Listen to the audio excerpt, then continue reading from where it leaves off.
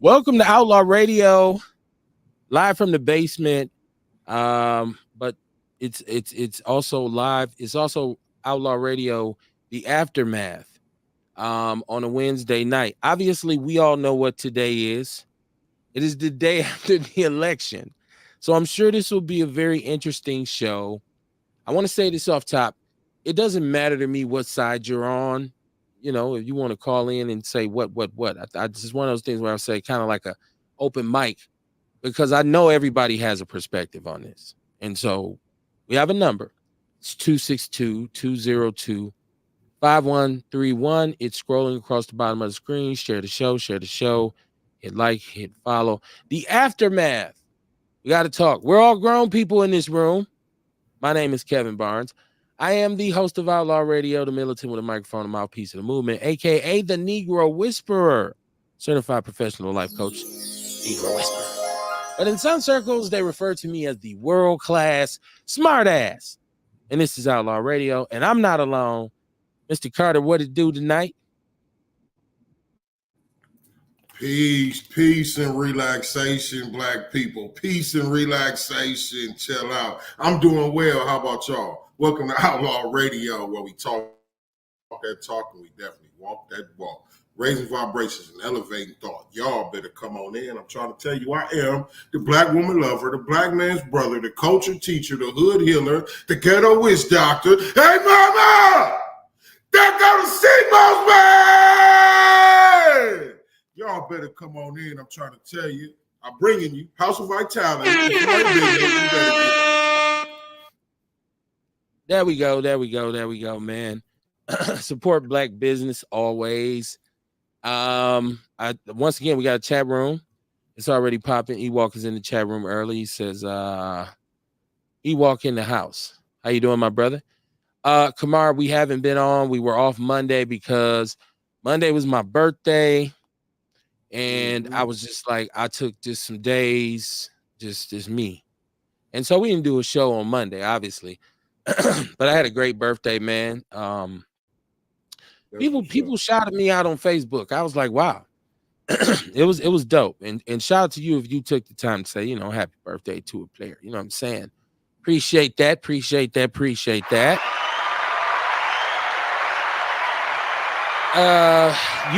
You had your event. How did Wellness Our Way go? Man, it was beautiful. Look, you know, the pardon and expungement class that we normally do in the classroom downstairs.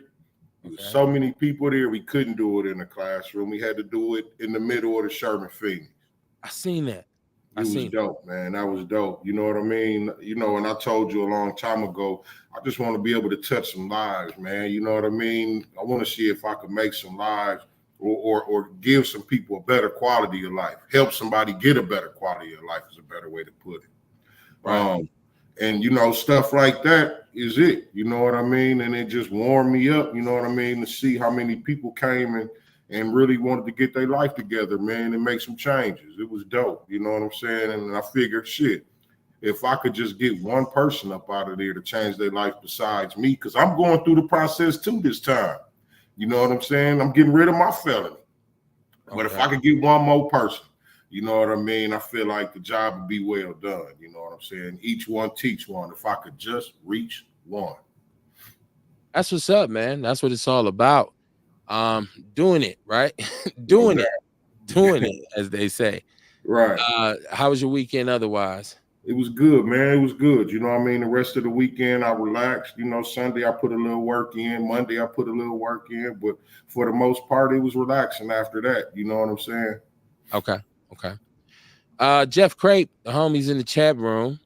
My big homie from the neighborhood. Jeff Crape, he said, "What's good, gents?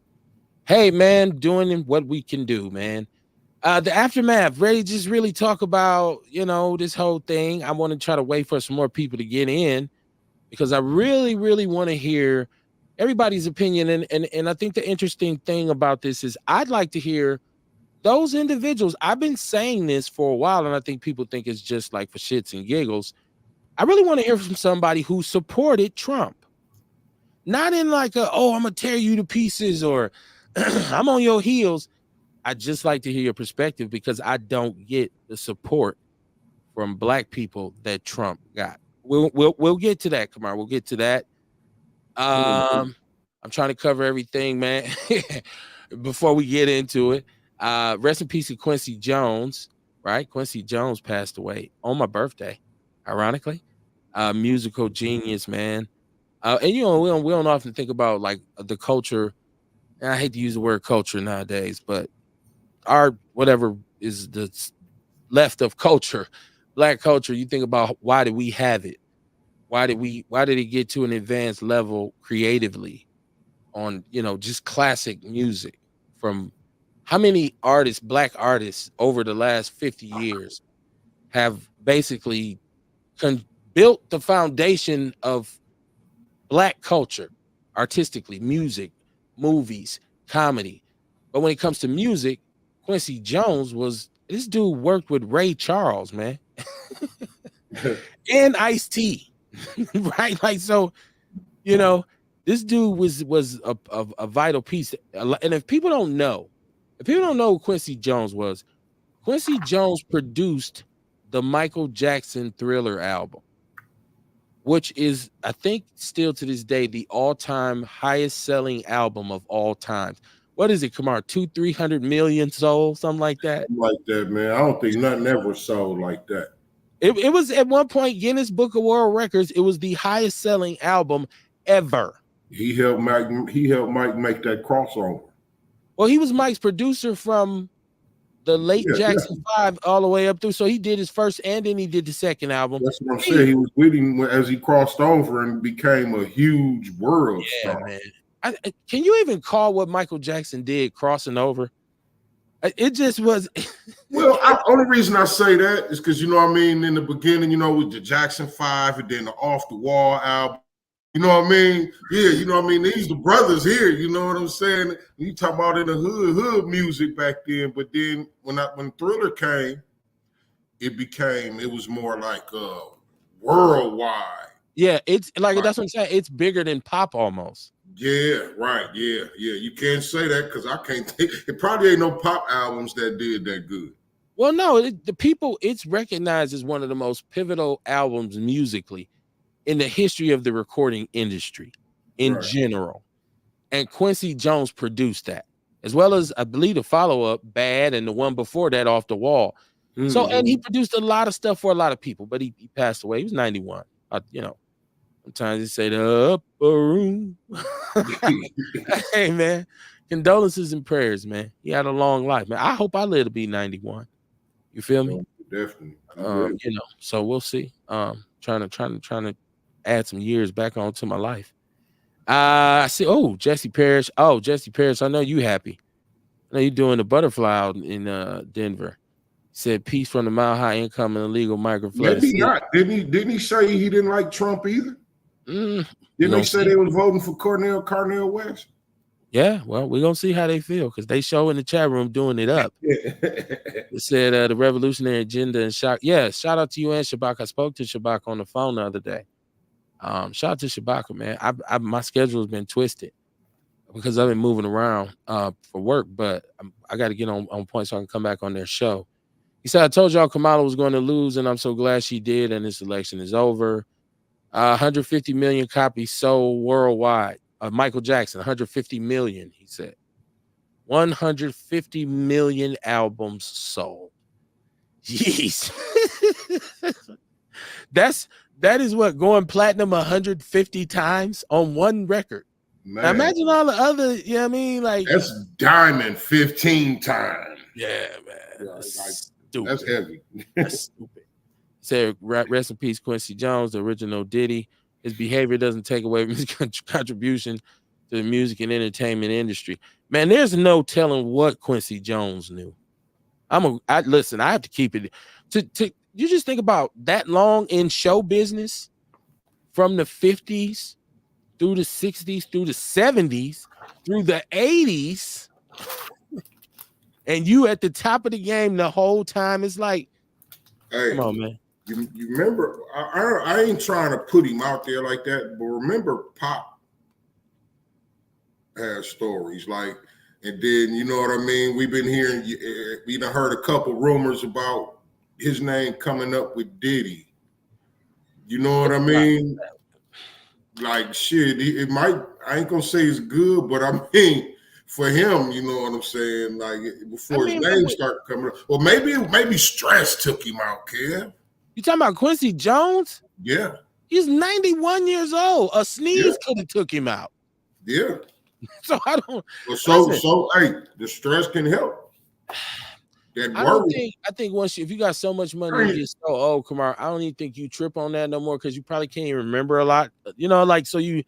Like, I don't think he was tripping on that. I don't think he was stressed because people was putting shit out. Because he just made some, remember, he was telling some outlandish stories for a minute. Somebody got a hold to him like, man, sit your old ass down. Mm-hmm.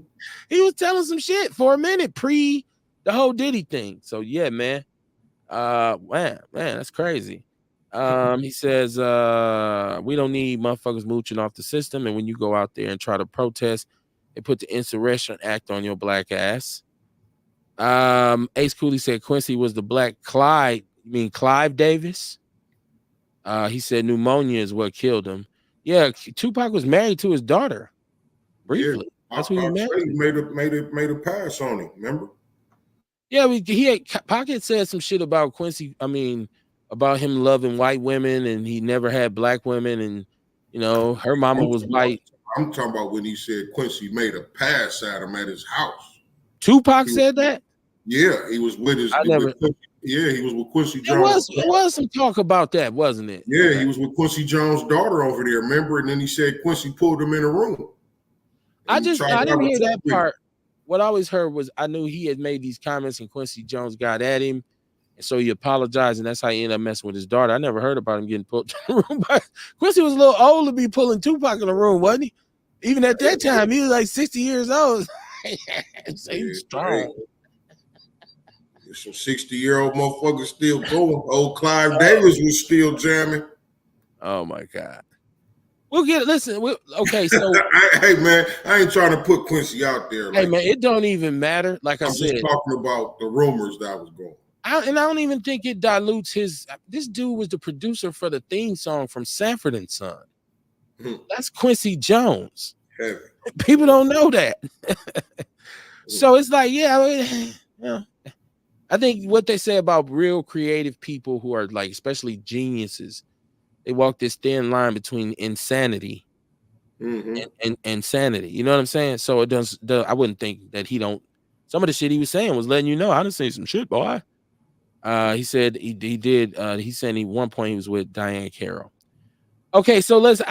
The elephant in the room is obviously this election. So once again, if you feel however you feel about this election, just call in, let us know, get in our chat room. And I just want to talk about this one time because we're moving on. We have no choice at this point. So we're going to move on. But I want to approach this from a couple different perspectives, Kamar. And first of all, were you surprised by the results? How did you feel about the results? Well, I wasn't surprised, but you know what I mean? And, you know, we talk about it all the time. I don't care who's going to be in office. Really, I wouldn't vote it, but really, you know what I mean? I don't feel like it's going to make a difference in what I do in my life. Okay. You know what I'm saying? Right here in Milwaukee, whoever's president ain't going to, you know what I'm saying? It ain't going to have nothing to do with me. But I also understand, just like when Trump won the last time, remember, it was a thing going around the community saying, you know what, Trump won.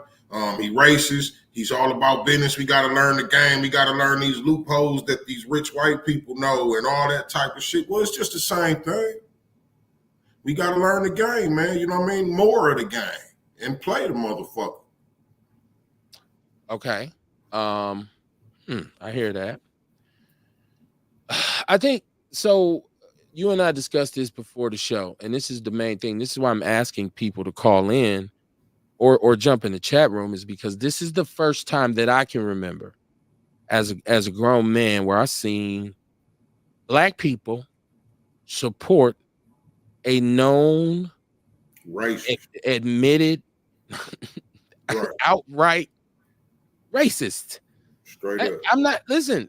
Because race has to play a part into it. This is deeper than you think it is. I don't need to race bait, and despite what some white people think, I don't need to pander.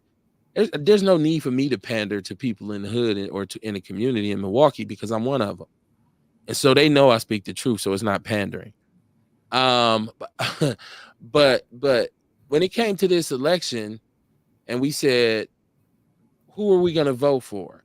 The first thing was, well, we won't vote for her because she's not black.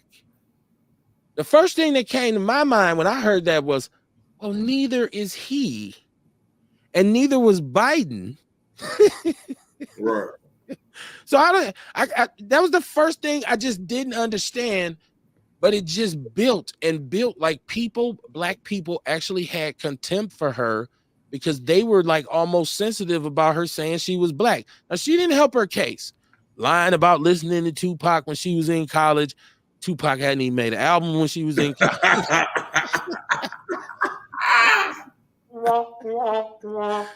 She's talking about she listened to Snoop at parties. No, you didn't. Snoop didn't come out till 93. You got out of college in 89. You got out of law school in 89. You got an undergrad in 86. You heard no Tupac in college. The whole washing my greens in the bathtub. And I will say this.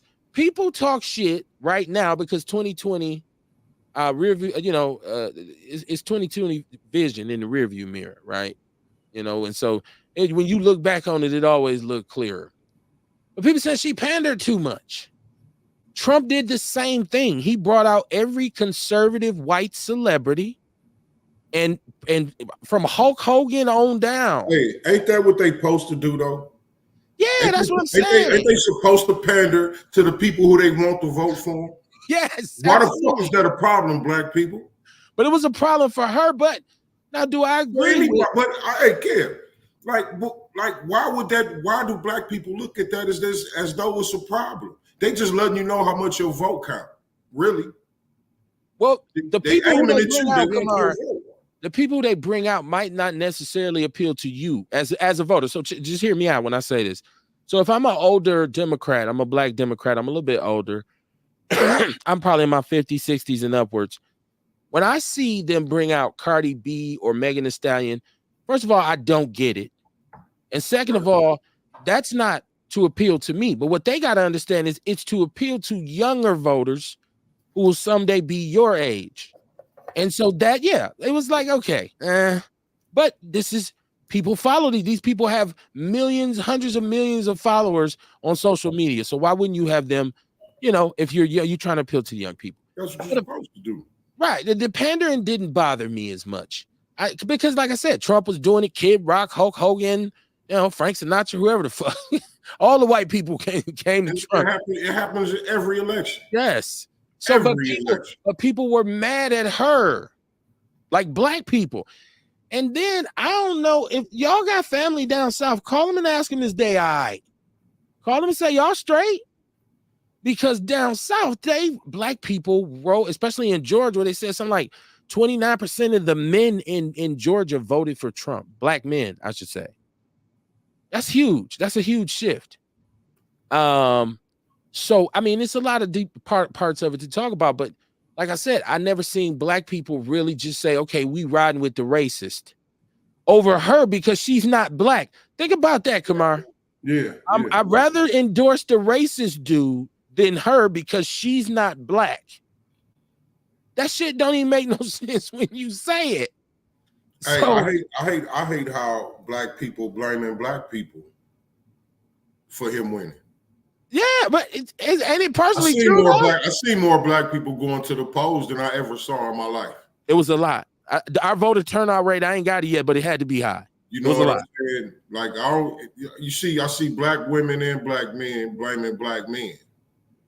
Black men saying black men, they just didn't want to vote for her. They rather vote for a racist because they don't want to be in the country ran by a woman. Like, come on, man, we got to stop that shit too. You saw that shit. And it probably is some black men who felt like that. No, it was a big increase in black men who voted for him, right? Even in Wisconsin. But then also, we can't say that all them black men voted like that way for that reason. Either. For that reason, no, you're right. You can't say that. You know what I'm saying? Yeah, you don't know. Crazy, man. I hate how we doing each other over this shit. Yeah, man, that's crazy. Listen, come on, man, you just hit some. Oh my God, you just hit like that. I ain't even got into that part yet.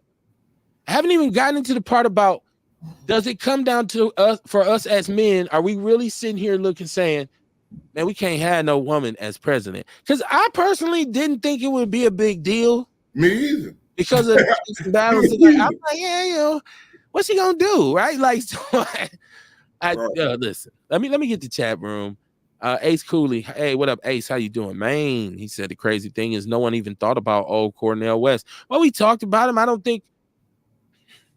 I didn't. He wasn't gonna get enough votes to win. Let's be honest. He wasn't gonna win. But my personal reason for not supporting him is because he wasn't clear on the vaccination thing, and plus, I just don't think he put enough effort up in getting his message to me. Because he didn't pander, so as a result, didn't nobody know your ass was running. Exactly. See what I'm saying? You got to pander, man. Right. That's something that they do. Got to play the game. And enough black people didn't even know about it. Enough black people don't even know who Cornel West is. That's right. A lot of them don't. Who the fuck is Cornel West? Dude with the afro? What he be doing? So why even waste the vote? Right. Tiasha Arthur, she said, good evening, Kevin, Kamar, and the Outlaw family. How you doing, my sister? It's been a minute. Peace. It's Outlaw Radio, the aftermath of the election, of course, that went down yesterday. Results late last night, early this morning, whatever, what have you. And so we're just talking about some of the aspects of it. I'm still just thrown off by the behavior of my people over the last, I don't know, what was it? She ran 3.5 months, 4 months, 5 months. I never seen us turn on each other to support a racist. Right. Like, I'm serious. And I know this probably calling each other names and all kind of shit for that. Just because we love this white man so much. And okay, she's not black, I get it. But I didn't think that was relevant to the situation. Because we haven't, by the definition we came up with in terms of foundational black Americans, he wasn't that either. So technically, we've never had a foundational black president.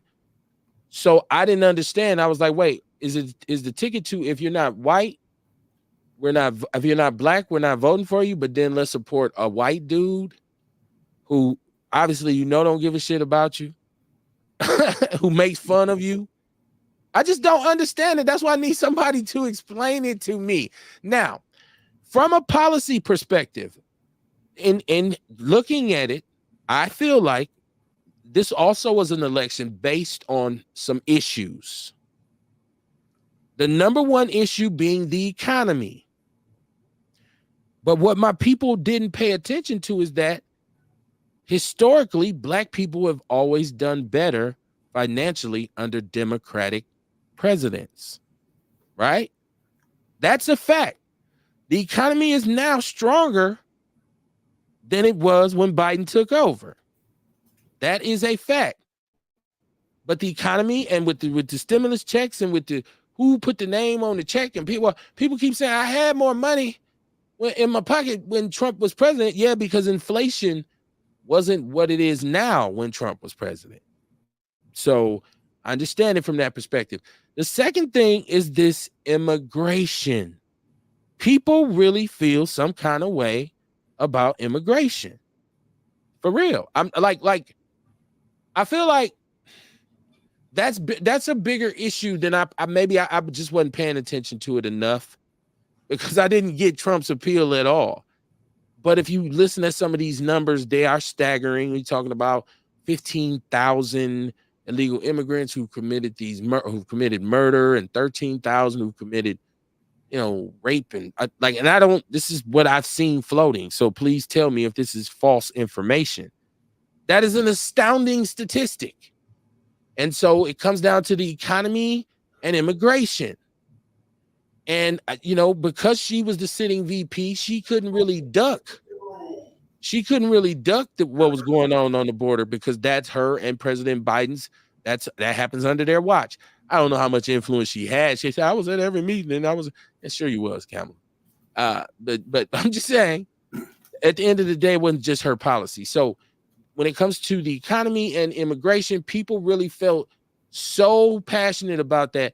They just ignored the fact that he has 34 felonies on, I guess, allegedly a RICO act for trying to overturn the results of the prior election. He is wholly responsible for what happened on January 6th. We all know that. We seen this shit. He still got cases pending. None of that mattered. But y'all wouldn't vote for her simply because she wasn't black. You understand what I'm saying? Come on, I'm confused. You should be voting for motherfuckers just because they black. Well, she's not. But we don't have a lot of leaders who are, and we vote for them every day. Right. It's just, I guess it's because she's part Arab, whatever. Hey, like, let a white boy do a black dance. They invite him to the cookout. Well, didn't she go to a HBCU at least? She went to Howard. I mean, yeah. And wasn't she in a black sorority? She is in a sorority. I mean, so she ain't. It don't seem like she denouncing black culture. It's just genetically, DNA wise. Yeah.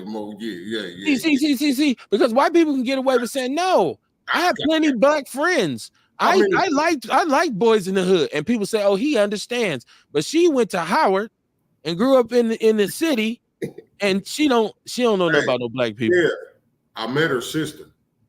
Okay. I had a conversation with her sister at the Sherman Phoenix, right? Right. Her sister definitely give black vibes when you talk to her. You could tell when you're talking to a sister, it's way different than other races. Well, that was the vibe I got. You know what I'm saying? So I don't give a damn what nobody say. If you got melanin in your skin, man, you black.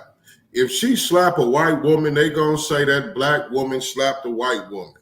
They ain't gonna say that Hindu. They ain't gonna say that Hindu. Jamaican. None of that. No, this black woman slapped the shit out that white woman. Nigga. And she going to fuck to jail. All right. Ace Cooley said it wasn't the fact that they voted against her. They felt the Democrats betrayed the black community because they've been giving all of our resources to migrants. Immigrants, you mean? That's what I'm saying. I didn't listen. I underestimated. If I made any miscalculation in terms of my observations of this election, it probably was perhaps the real impact of illegal immigrants in this country. And I know that this whole sanctuary city thing and a lot of this stuff is bipartisan, but the Republicans twisted it and just kind of put it on Democrats. Right. That's why you can't watch these commercials and you can't just look at memes and you really got to do a deep dive on this shit. Let me see. Tiarsha said the black guys that voted for him put bounties on their own heads. The Klan leader told everyone that he wants to make the Klan members with badges to have immunity if they do some unlawful things to us, and especially the guys. I think she's talking about Trump when she says the Klan leader. Right. I think she's talking about the police. Right. Yeah, well, you ain't getting law enforcement reform under Trump. You're not. No, absolutely. It's gonna be, man, shit. You'll see. He said, "Fact how?" I don't know what he's talking about. And y'all don't get it. Sexism and racism ain't the reason why Kamala lost. The reason the Dems lost is because they thought fear mongering and hope. Nobody said that. I didn't say racism was why she lost. Did I, Kamala? Did I say? I didn't say that, did I? No. I said it plays a role in it because of the way black people acted in steadily harping on the fact that she wasn't black. That's the part race played into it. Right. Obviously, if there's an uptick in black males who voted for Trump, and Latinos who voted for Trump, they're minorities as well. So I can't say, oh, it was racist. A bunch of black people. He didn't win Wisconsin. But you know me, he won Milwaukee. He won Milwaukee. I wonder why. No, nobody says it was about. Now, I guess the point he's making, Kamar, is when we said does it really come down to men saying they don't want a woman to be the leader of the country? If that you're saying that didn't play a role into it, okay. Some people might disagree. I don't know if it does. You mentioned fear mongering. We mentioned that last week, right? Okay. And I was saying reverse fear mongering. You know what I mean? Like Trump gonna say all this radical ass shit to rile his people up and get them fired up to come vote. You know what I mean? Project 25. I'm just saying this shit could be that, right? Project 25. If I become president, you'll never have to worry about voting again. You know what I'm saying? And all that type of shit. That's the type of shit the motherfucking racist white folks want to hear. So it get them hyped up and fired up. You know what I mean? It's that shit we was talking about, how Trump charged the country up with his racial shit, with his racial bullshit. And it's the same thing. You know what I'm saying? I think it's more of that than he actually, like, we ain't fit to be no slaves. They got us, this how they fear mongering us. They got us talking about, or they got us thinking that slavery finna come back now and all this crazy ass shit. You know what I'm saying? Okay, so when we say fear mongering, my point is when I turn on the television and I see a commercial in which they're telling me that Kamala Harris is dangerous because she wants the country flooded by illegal immigrants that will murder, rape, and kill us. This is what the commercials are saying. Right. Now the Democrats, now that's fear mongering. That's fear mongering on the no, they're doing this is what they were both doing it. The Republicans were doing that, and the Democrats were using Project 2025. So it was going both ways. It was a political campaign. So how is the Democratic Party called out for fear mongering? Once again, listen, they won. The Republicans won. So at this point, the argument is mute. I'm just saying I'm disappointed in the way we went against each other from the start.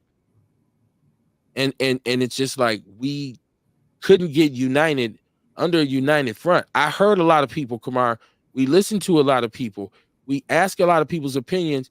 Nobody really gave me a solid reason that they didn't like her. Right. It was all misnomers. Well, she locked niggas up. Well, she actually didn't. Right. She did her job. Well, she lied about Tupac. Okay, you got that one. Okay. Hey, so what niggas have voted for, if she'd have been a DA and never locked nobody up? No, she'd have been considered a failure. You see what I'm saying? Like, you know what I mean? She couldn't win with niggas. Ah, man. She couldn't win. Yeah, she couldn't win. There we go. That's a good way to put it. She couldn't win. It was he said, what policy? I don't know what you're talking about. I don't know what he's talking about. Vince Tony, what up? What up, Vince? The agitator. He said, what up, Outlaws? Earl Henning said, I see the Klans saying it's stolen. They're saying the election was stolen? I don't see how anybody can say that. He said people didn't ignore that. They just seen the Dems were so desperate to win that they thought they were both desperate to win. That's what I'm saying. I don't understand why one is worse than the other when they're both equally horrible. Like, I don't like why the Democrats did it. What did the Democrats do that the Republicans haven't done? This is why I don't invest in this shit. This is why we don't, you've got to vote for the individual that serves your best, that has your best interests at heart. Doesn't matter party or not, because a lot of the things they do is bipartisan in the first place, and you just don't know about it. So it's the same animal, just a different color. I got a red one, you got a blue one. Earl said, well, it's not a black felony. Oh, he said, he has a white felony.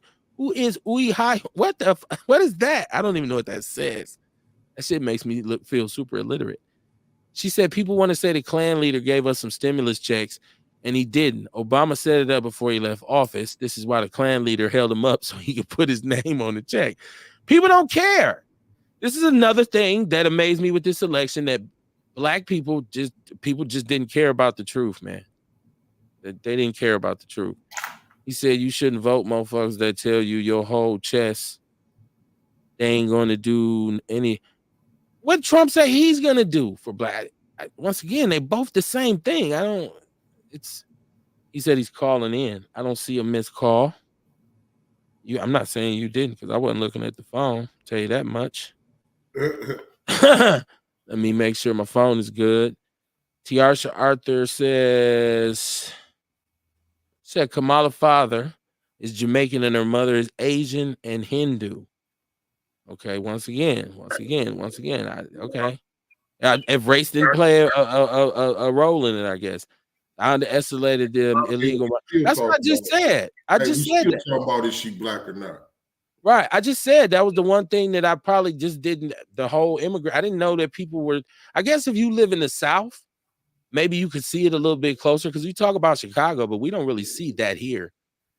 Much love, Jermaine Anderson. He said from Shreveport, Louisiana. How you doing, my brother? Louisiana.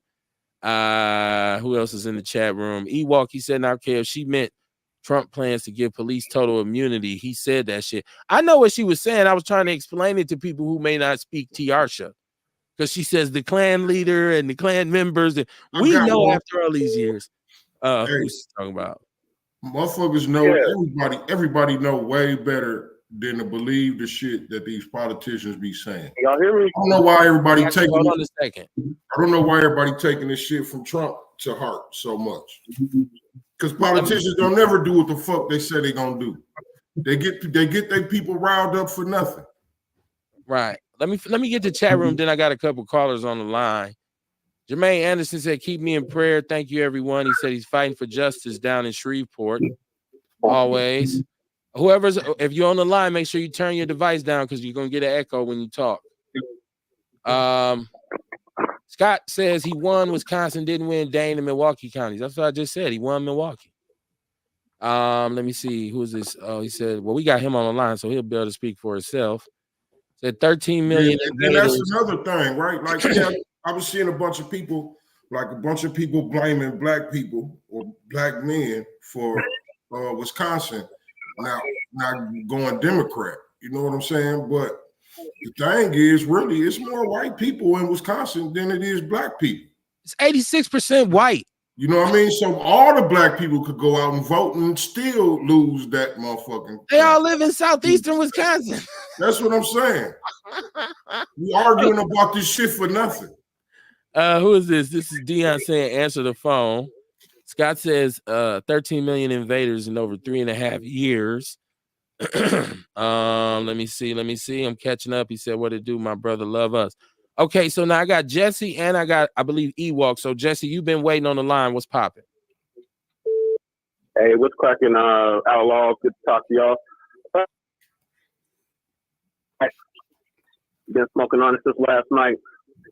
I think what is being neglected, continues to be neglected, is the fact that the new black media had a large role to play in this election. Yeah, I told y'all from the get that woman was no good for us. And no matter how much they try to cosplay her as a black woman, shame, brow, beat, and basically try to force us like house niggas on a plantation to do what Master said, we was not going for it. And then we were told that we hated black women, that we just didn't want to see a woman in office, and we just didn't want a qualified, educated woman in office. No, we know her record. We knew her record. We knew she never was going to stand for black people, so why should black people stand for her? This is the Hold on, let him talk. Dion, hold on. Hold on, Ewok. Hold on, Dion. That's Dion. Hold on. I got it, Paris. I got it, Paris. Just be cool. Dion, let's let him talk. Go ahead, Paris. Mm-hmm. Well, yep. Mm-hmm. Her record in California was horrendous, to say the least. And y'all keep saying that, well, that's what a DA supposed What was to her do. record? What was her record in California? What was it? What was her record? Shabaka done told y'all numerous times what her record is. I'm asking you though. You tell us what it was. Locking up black people. What specifically? What was the record? I'm trying to tell y'all, but y'all won't let me talk. Like, that's the problem with the K-Hive. Y'all don't listen. What's the no? What's the number? I'm asking you a question. You keep saying. Hang up on this nigga talking about we don't listen. Hold on. No. Wait a minute. Hold on. Calm down. This ain't the Maury Povich show. This is what I was talking about. How black people treat each other. Hold on. What we're not gonna do is yell over each other. So everybody just relax. Take a deep breath. Hey, man, you can't get less line on the show. So Can I talk? go ahead. I'm giving you a chance.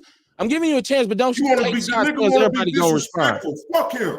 Hold on, Kamar. Chill out, man. Let the man talk. You don't know how to talk. Fuck him. Was locking up black people, black men and women, for ridiculous crimes, keeping them past their time, their sentencing time, to fight wildfires in California. That was her record. She was dubbed the top cop of California. Withholding evidence.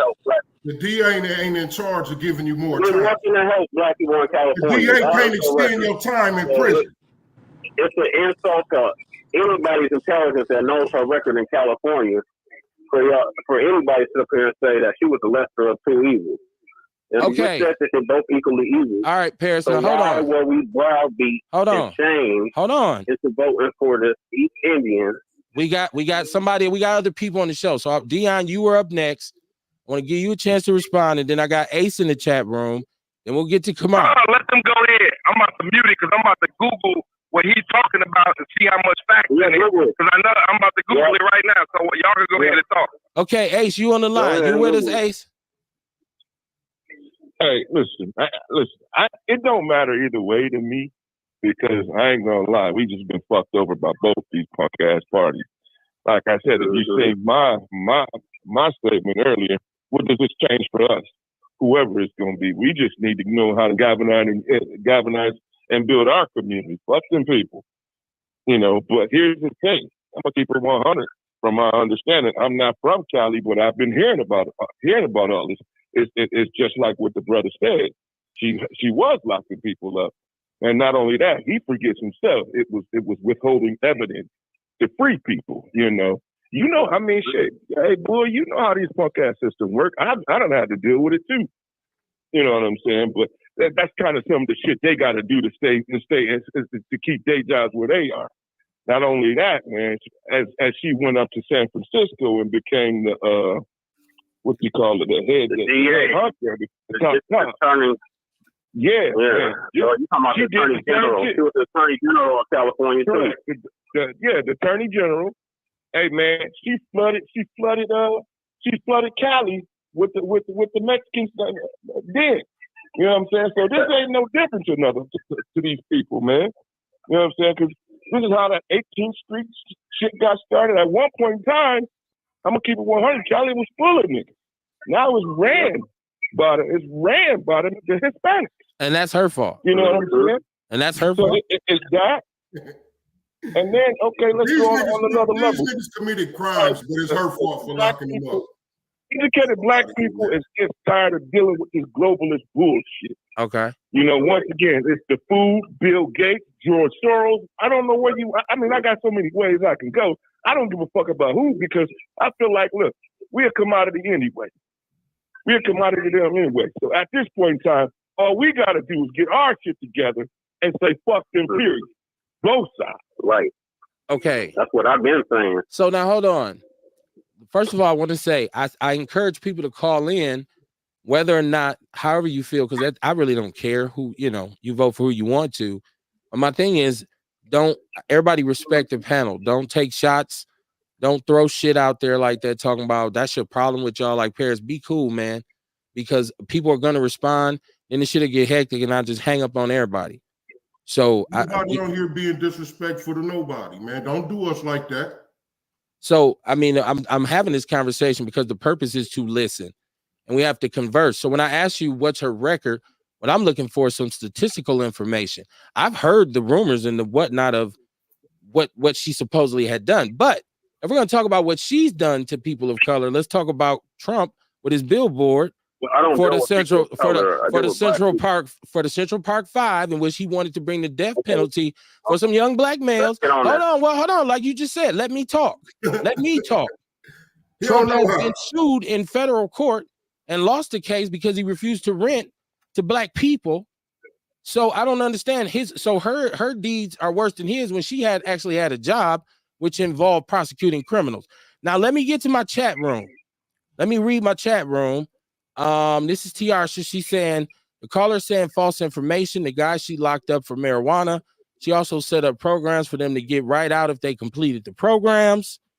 Earl Henning is saying you go to jail because you did it most of the time. Really? Straight up. You know what I mean? And that's my thing, right? That's my thing, man. Let me get a chance to talk for a second. Go ahead, Kamar. We ain't heard from Kamar. Go ahead, Kamar.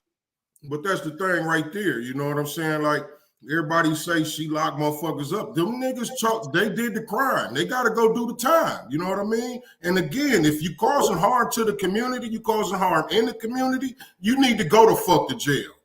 Okay. Bottom fucking line. Tell me which DA don't lock niggas up. Tell me which one don't lock niggas up. Now, really, I ain't for either one of them. Hold on, Ace. No, really, I ain't for neither one of them. I don't really support all of neither one of them because I don't think really it's gonna matter who's in office. I don't think we finna go into slavery and all the bullshit that Trump's saying and all that shit. I don't believe that. It's some fucked up shit about both sides. They both fucked up, Republicans and Democrats. Let's quit talking like one side is better than the other. Got us banging on each other and shit over these white people. Fuck out of here, man. You want to be disrespectful to us.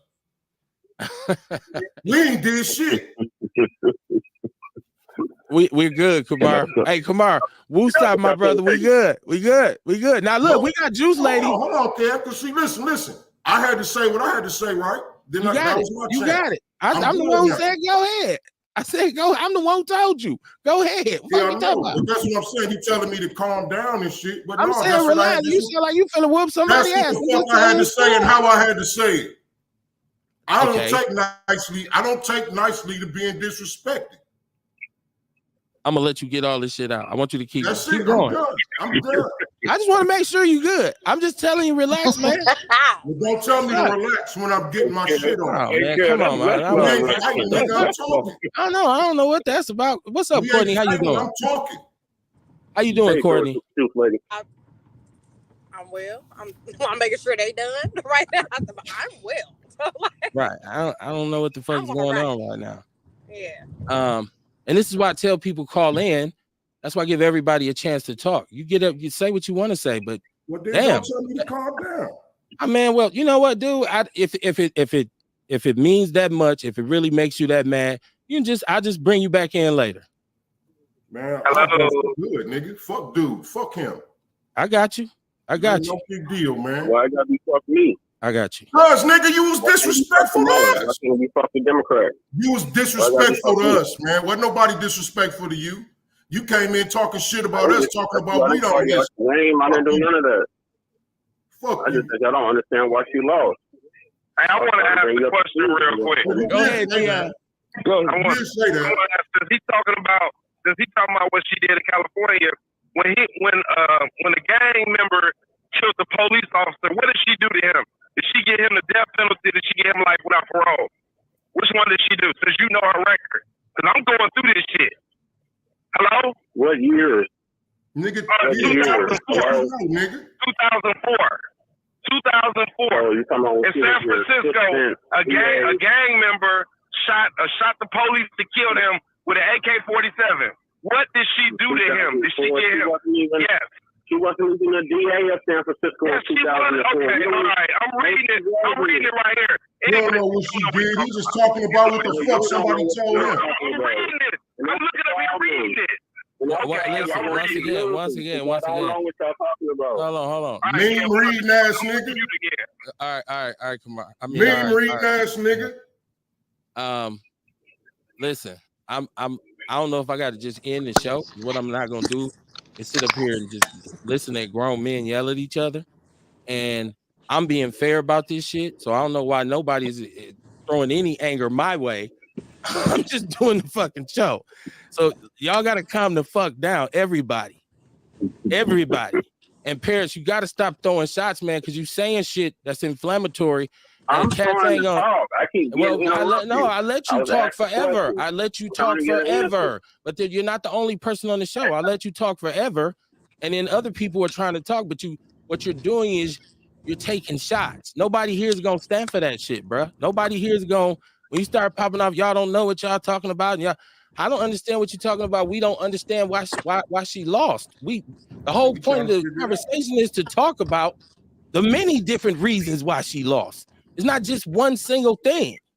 And it's many different reasons why this whole election was bullshit.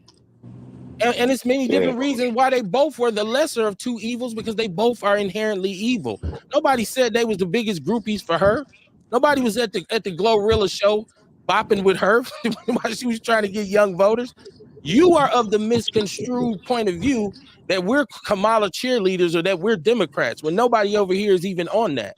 Our thing was he's a known, admitted racist who is a convicted felon, but we keep talking about something she did as a person who was supposed to represent the law. She was a fucking DA.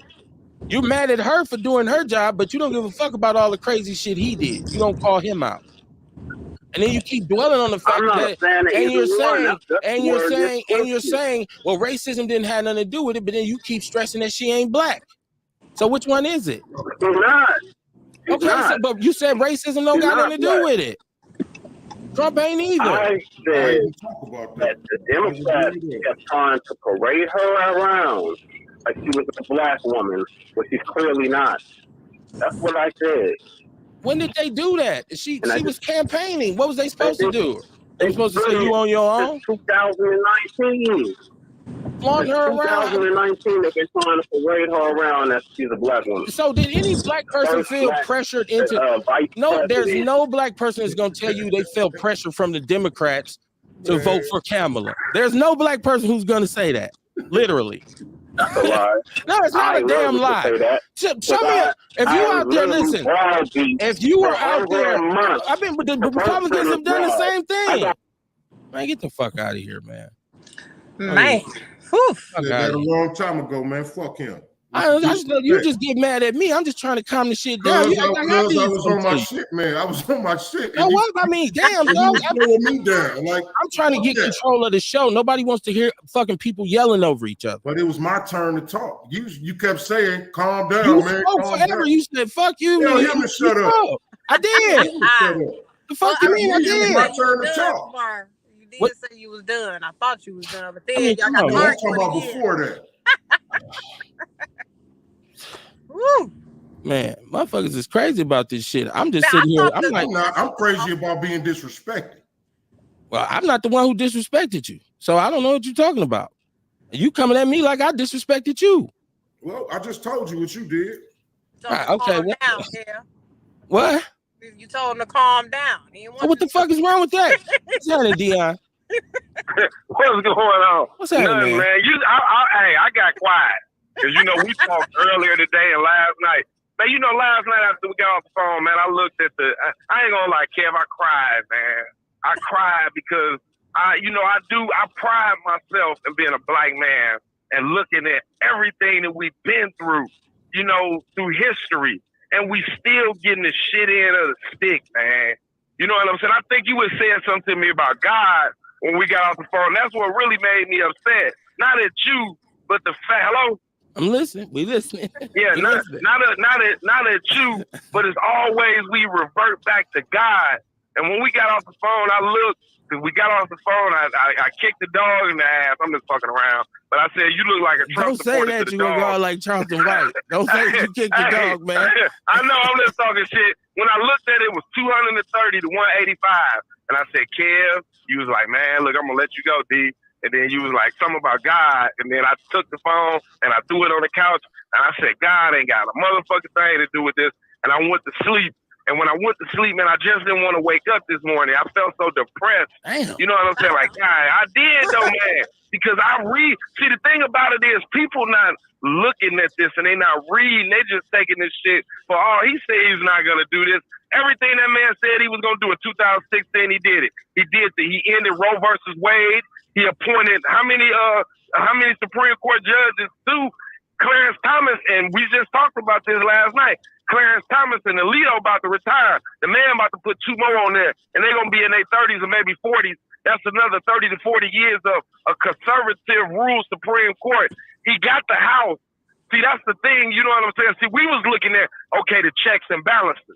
But he got the executive, which is the president. He about to get the legislative. He got the legislative, which is the House. the Senate's still out, and he got the judicial. So he got a blank check to do whatever the fuck he wants to. So you motherfuckers is getting them food stamps. That's what I was talking about with parents in there. Nigga, I hope you ain't getting no insurance, because guess what? If you're getting the ACA, if you're getting affordable health care, which is Obamacare for niggas that don't know what the ACA is, if you're getting that, that's cut off. Your food stamps gonna be cut off.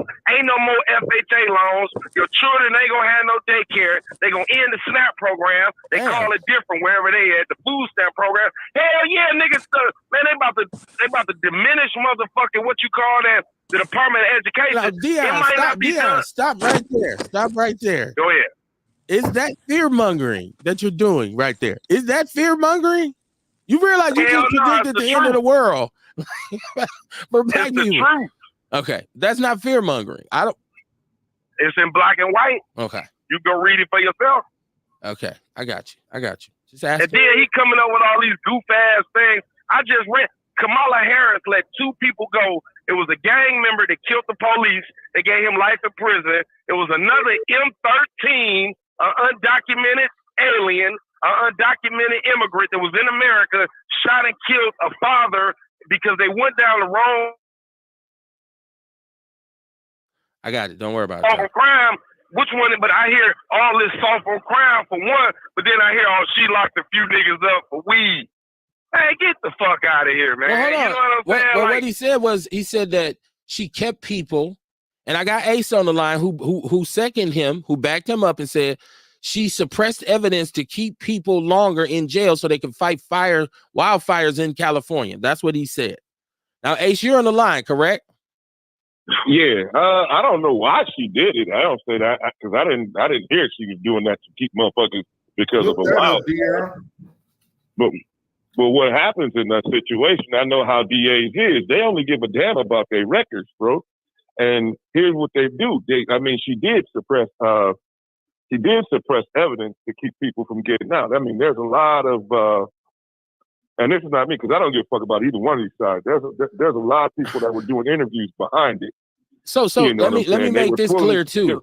People keep saying she done something specifically, correct? But she's actually, in fact, in charge of an office with multiple attorneys working for her, correct?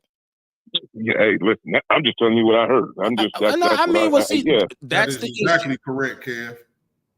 Okay, so this is the issue. There's always a surface misunderstanding because we're pointing the finger at her, saying she, when you got to take into context the capacity in which somebody worked. So if she was district attorney, okay, she prosecuted major crimes in the city, right? She decided who gets an indictment and whatnot.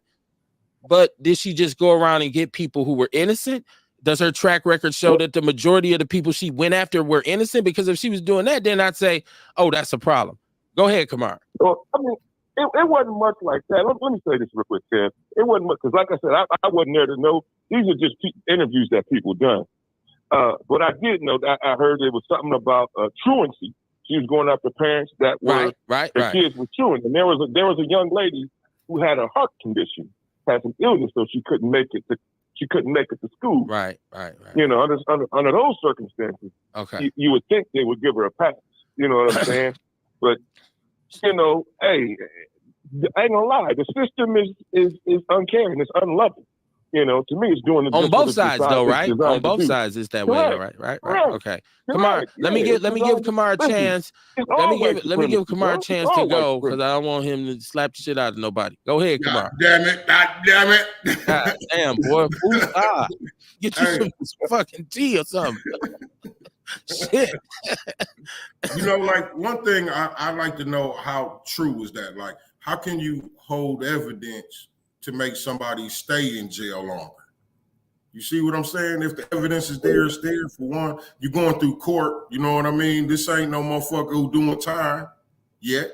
Okay. You know what I'm saying? The brother earlier said that she was extending people time. The DA can't extend no time.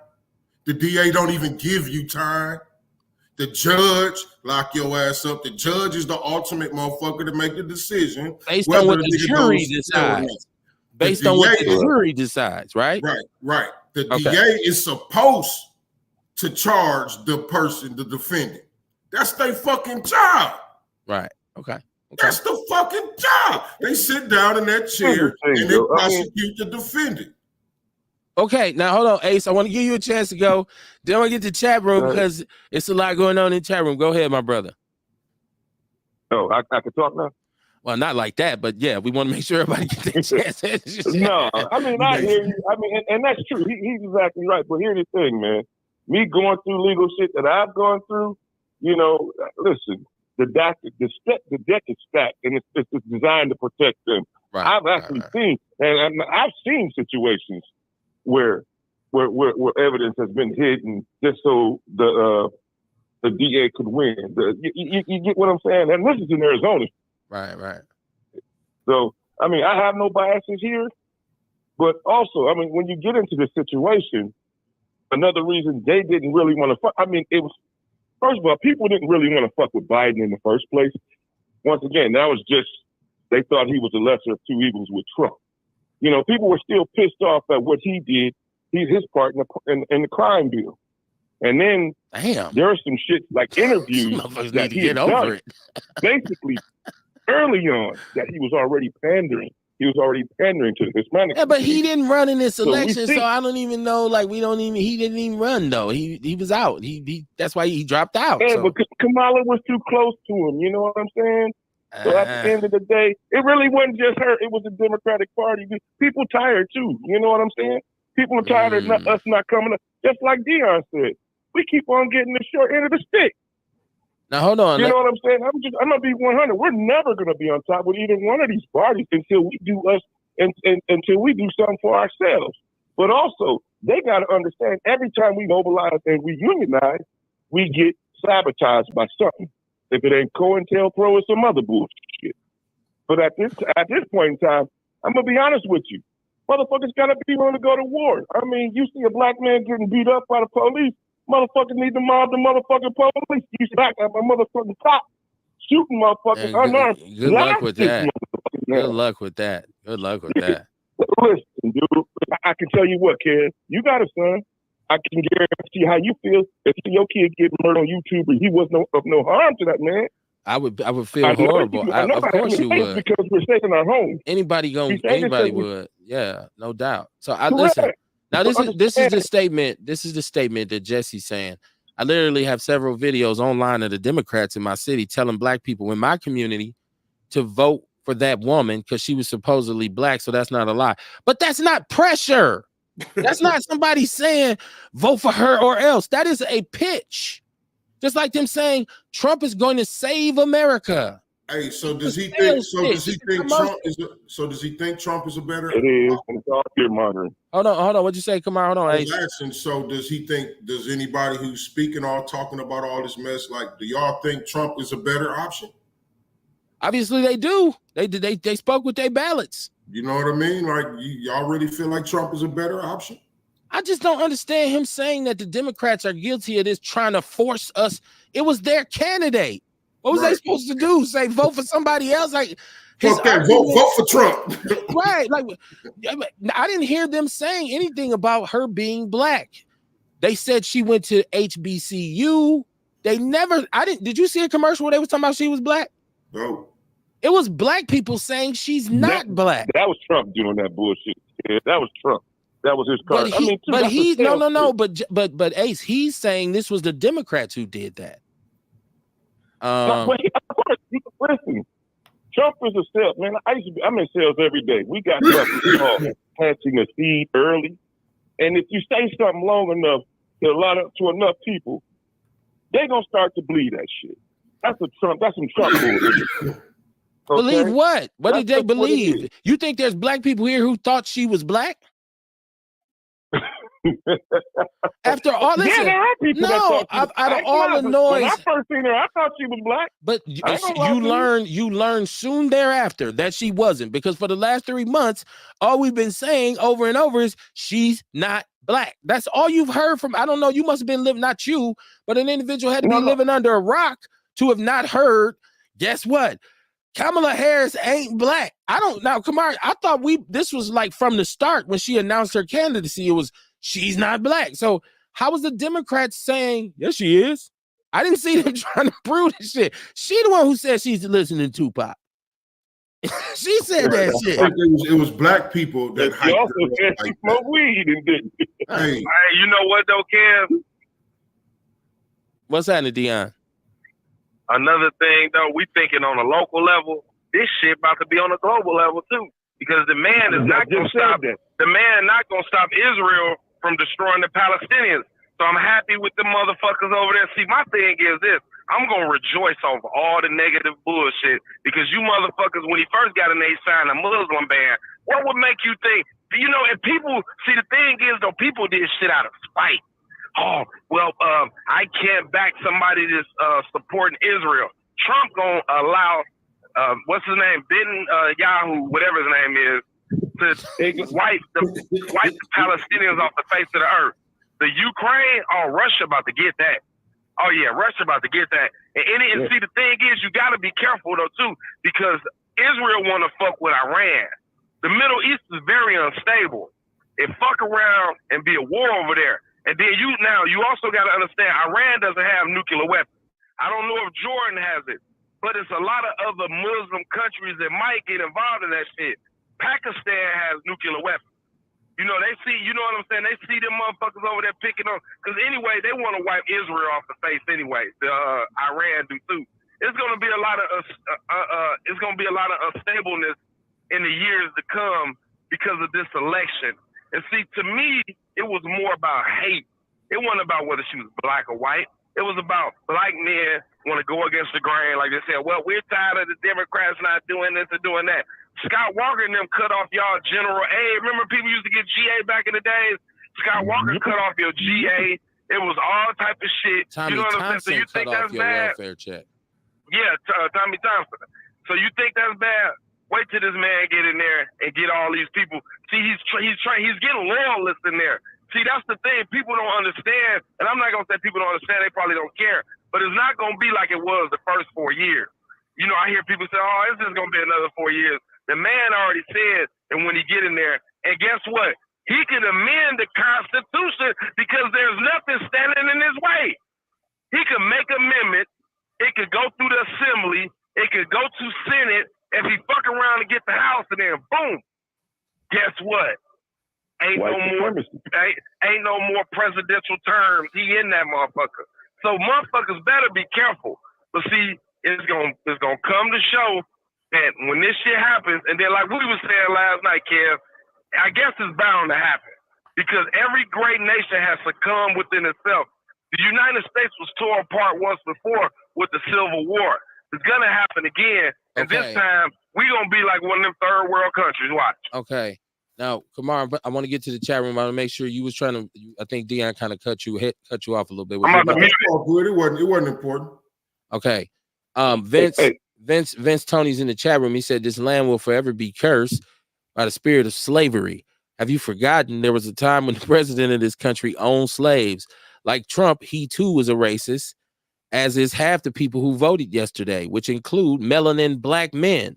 Vince, you just hit on the chord about, once again, I wanted to get to asking that question about what role, if any, did the kind of like increase in votership for Trump amongst black men make in the election, right? Like, is that a statement in itself that we are supposedly the leaders of our home and the leaders of our communities, but and it wasn't the majority of black men. It was like something like 28%. So, I mean, but it's still an increase. Sisters stay kind of steady. White women about 40-50%. Hispanics who Trump has been just, they voted for him. They voted for him. He said, I literally went through the last 2 months in my city with the gatekeeping boule Negroes telling me and others to vote for Brahmin East. Right. He calling her a bed wench. Whatever. He said more fear mongering Dion. He said, no, what I said is the truth. He said, Google knows better than the people who actually lived in California. But did you live in California? You didn't live in California. Well, we asked him. Hold on, Kev. We asked him. He didn't have an answer. He gave you his answer. Come on, man. He said she'd be locking black people up. That's what I'm saying. You know what I mean? Like I couldn't stand for that shit no more, man. I couldn't take it. I couldn't take the foolishness. Ewok said niggas be repeating what they heard from a drunk motherfucker at a barbershop. That's pretty much what it was. You couldn't expound on your comment. You know what I mean? Shit, you just heard something. He said his black job was making sure that crackling Brahmin East Indian woman didn't become president, and I did a damn good job. Congratulations, man. Congratulations. Yeah. More pushing for the more cushion for the pushing. Hey. He said, "Hey, Kev, I'm gonna say this. What's his name? Big Mike or Black Mike from you motherfuckers arguing about who got the best master. That's what it sounds like. What? One thing I'm saying, man. Killer Mike. Yeah, Killer Mike. Killer Mike, yeah. You argue about who got the best when neither one of them got our best interests out here in the first place. Straight so I up. look at this shit, man. I'm saying fuck this part because I used to be upset just like you. I feel kind of mad. You know what I'm saying? But you got to realize, I started looking at things on a global level, and Dion's right, man, because I think Dion started to look at the Black Rock and all this shit, and then people over in Israel. You know what I'm saying? Because I'm going to be 100. I don't trust Israel because I think they'll turn against us. At the end of the day, I don't know what they got on us and why we got to support these motherfuckers. They got the JDL, they got all we this got shit. Jewish They got people running help them run our country. What you mean you don't understand why we support them? No, but they listen. You know who runs? You know who runs the medical industry and the money industry? Like, come on, man. Yeah. The law industry. If you don't believe what. Correct. And if you don't believe if your black ass don't believe in what, if they feel like you one of them people that don't believe in what they believe in, guess what's going to happen to you? You able to live? You think you're going to live in it? No, they going to sell your organs on the black market. Them motherfuckers is all about the money, man. They all about it. You cannot trust them motherfuckers, man. And you can't even say nothing bad about them. I just get tired of people. They're going to try to bankrupt you. I just get tired of black people yelling at each other because we disagreed on the candidate. Like, I don't.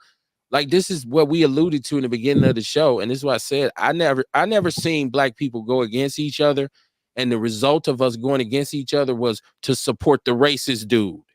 And once again, I keep saying the main reason we are supporting a racist white dude is because the other lady ain't black. Right. Think about this shit. Think about what I'm saying. You gonna vote for her? No, why? She ain't black. You gonna vote for him? He's racist. Yeah. What the fuck? Hey, the same people wasn't going to vote for Biden either. Biden was already president. He wasn't black. Right.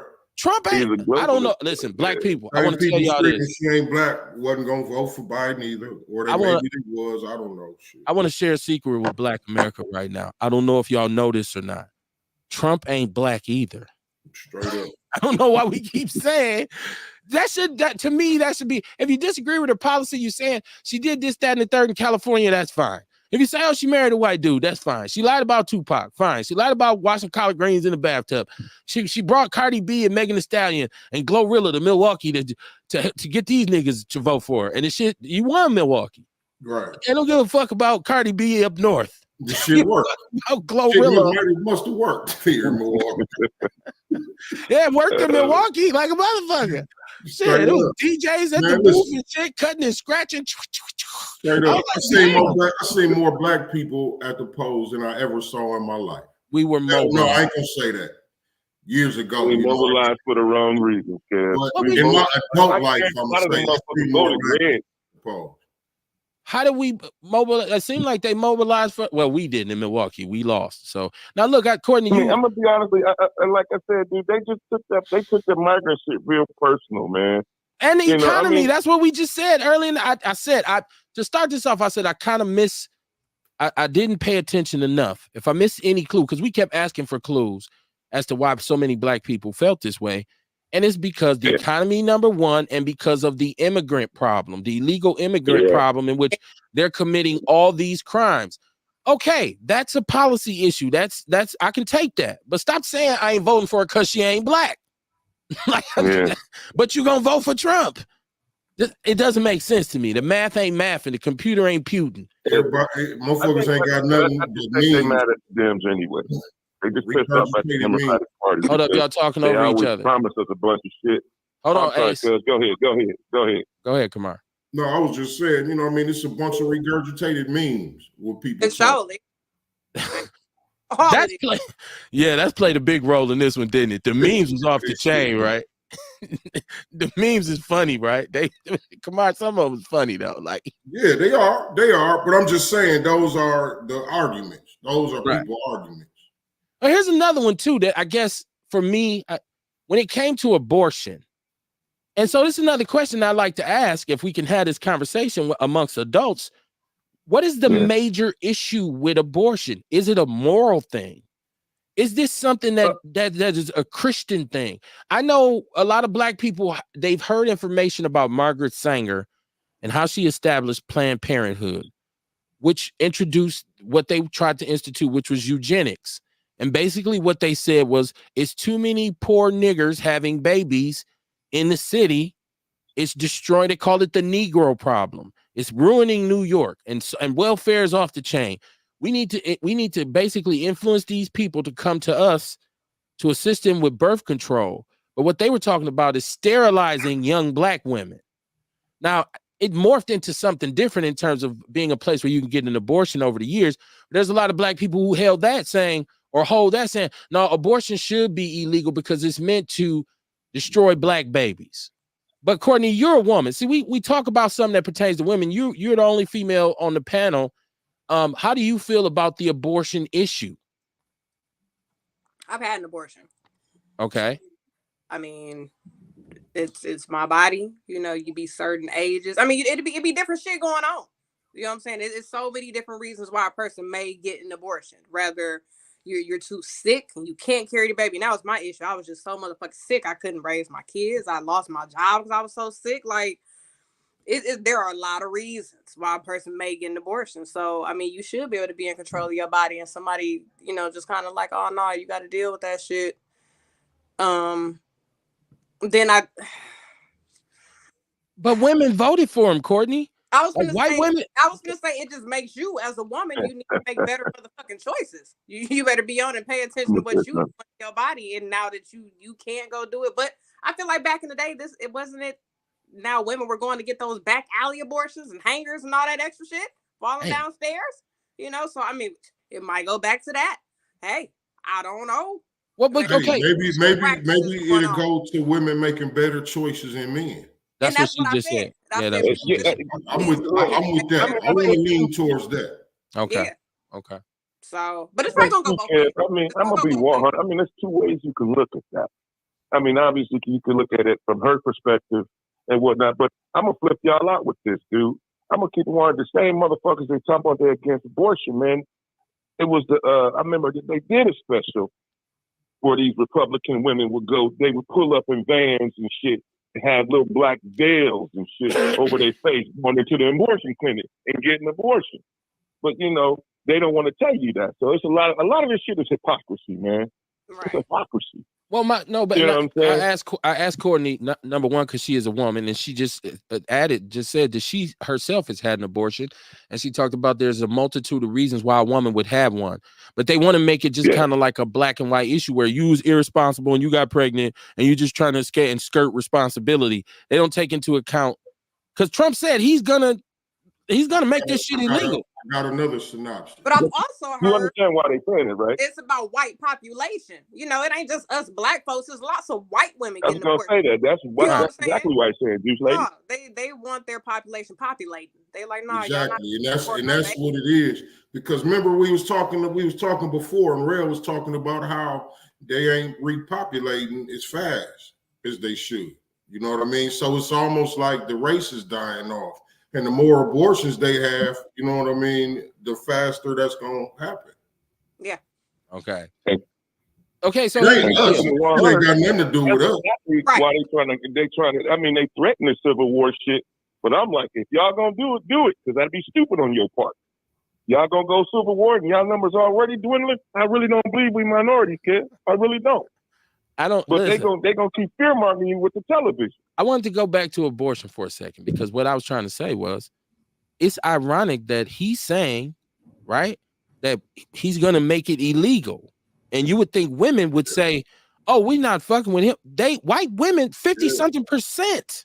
Yeah, I'm surprised at that. and Latino women as well. Like, I'm like, are y'all not listening? Okay, so I guess this is my thing. This whole time I've been like, are y'all not listening to what this dude is saying to y'all? What he's telling y'all? Y'all think he's just joking? He's just playing around. Oh, you Trumpy bullshit. I'm like, listen at what he's saying, and you still want to stand with him. Now, let me get my chat room because Tiarsha's in there. She said, fun fact, presidents are only supposed to run 2 terms. The Klan leader wants to change it where he can run again after these 4 years are up. I'm sure that's going to be one of his first initiatives. He said Trump got that talking point from us, Kev. He got it from the new black media.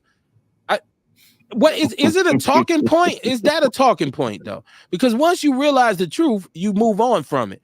We knew a very long time ago that her mother was Hindu and Asian and Chinese or something, and her daddy was supposedly Jamaican, right? We knew that. That's been said for years. So why did we take it now? Because she ran for VP, nobody was against her. Right. She had to run for that with Biden. They was happy. Biden picked a black woman. But when she was a black woman then. You ain't black. You ain't black. Like, I almost said like she was a black woman then. Yeah, everybody was. I mean, he brought the country to chaos.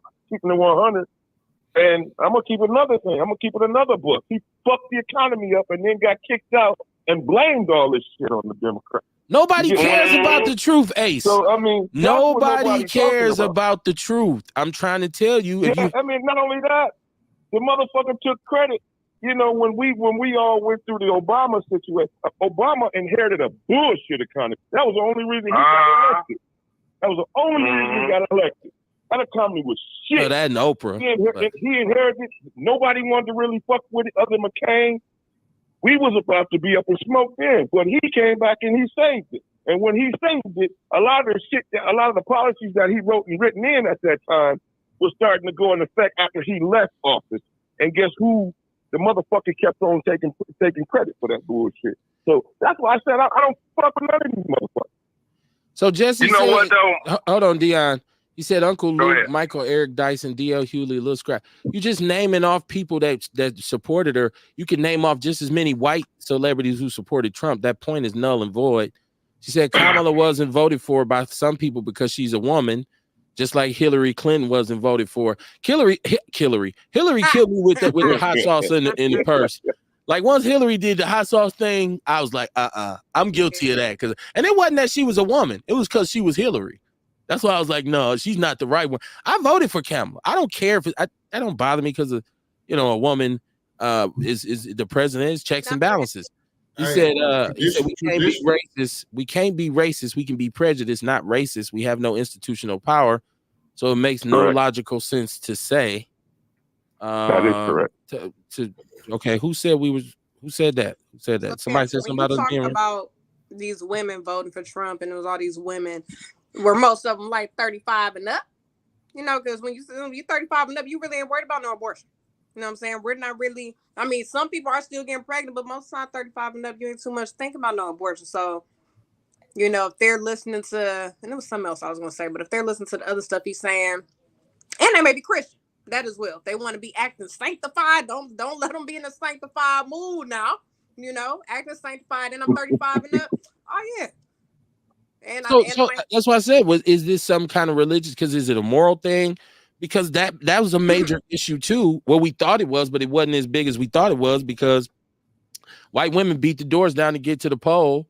He said, I wouldn't give him time to answer, just like these Negroes out here. You ask questions and don't give. Get the fuck out of here. I gave you plenty of time to talk, man. Get the fuck out of here. You was rambling on, and then you start talking shit, taking shots at people on the show. So listen, if I ask you a question and you can't answer the question, you want to ramble on and on, it's plenty of people on the platform. I'm not fucking stop it, man. Get the fuck out of here. You had more than enough time. And I once again, Kamar got mad at me because I was trying to let you talk. So don't come back now talking about I wouldn't let you answer. Get the fuck out of here. I felt the energy, man. Fuck out of here. Well, everybody, y'all should have had y'all long joint. Trust me, Kev, I feel the energy. I am one with the energy. Listen, you got to stop that shit. He said I didn't vote for him. I voted for Cornell. I don't care, man. I don't care who you voted for, bro. I really don't. You just regurgitating. You just saying the same shit over and over.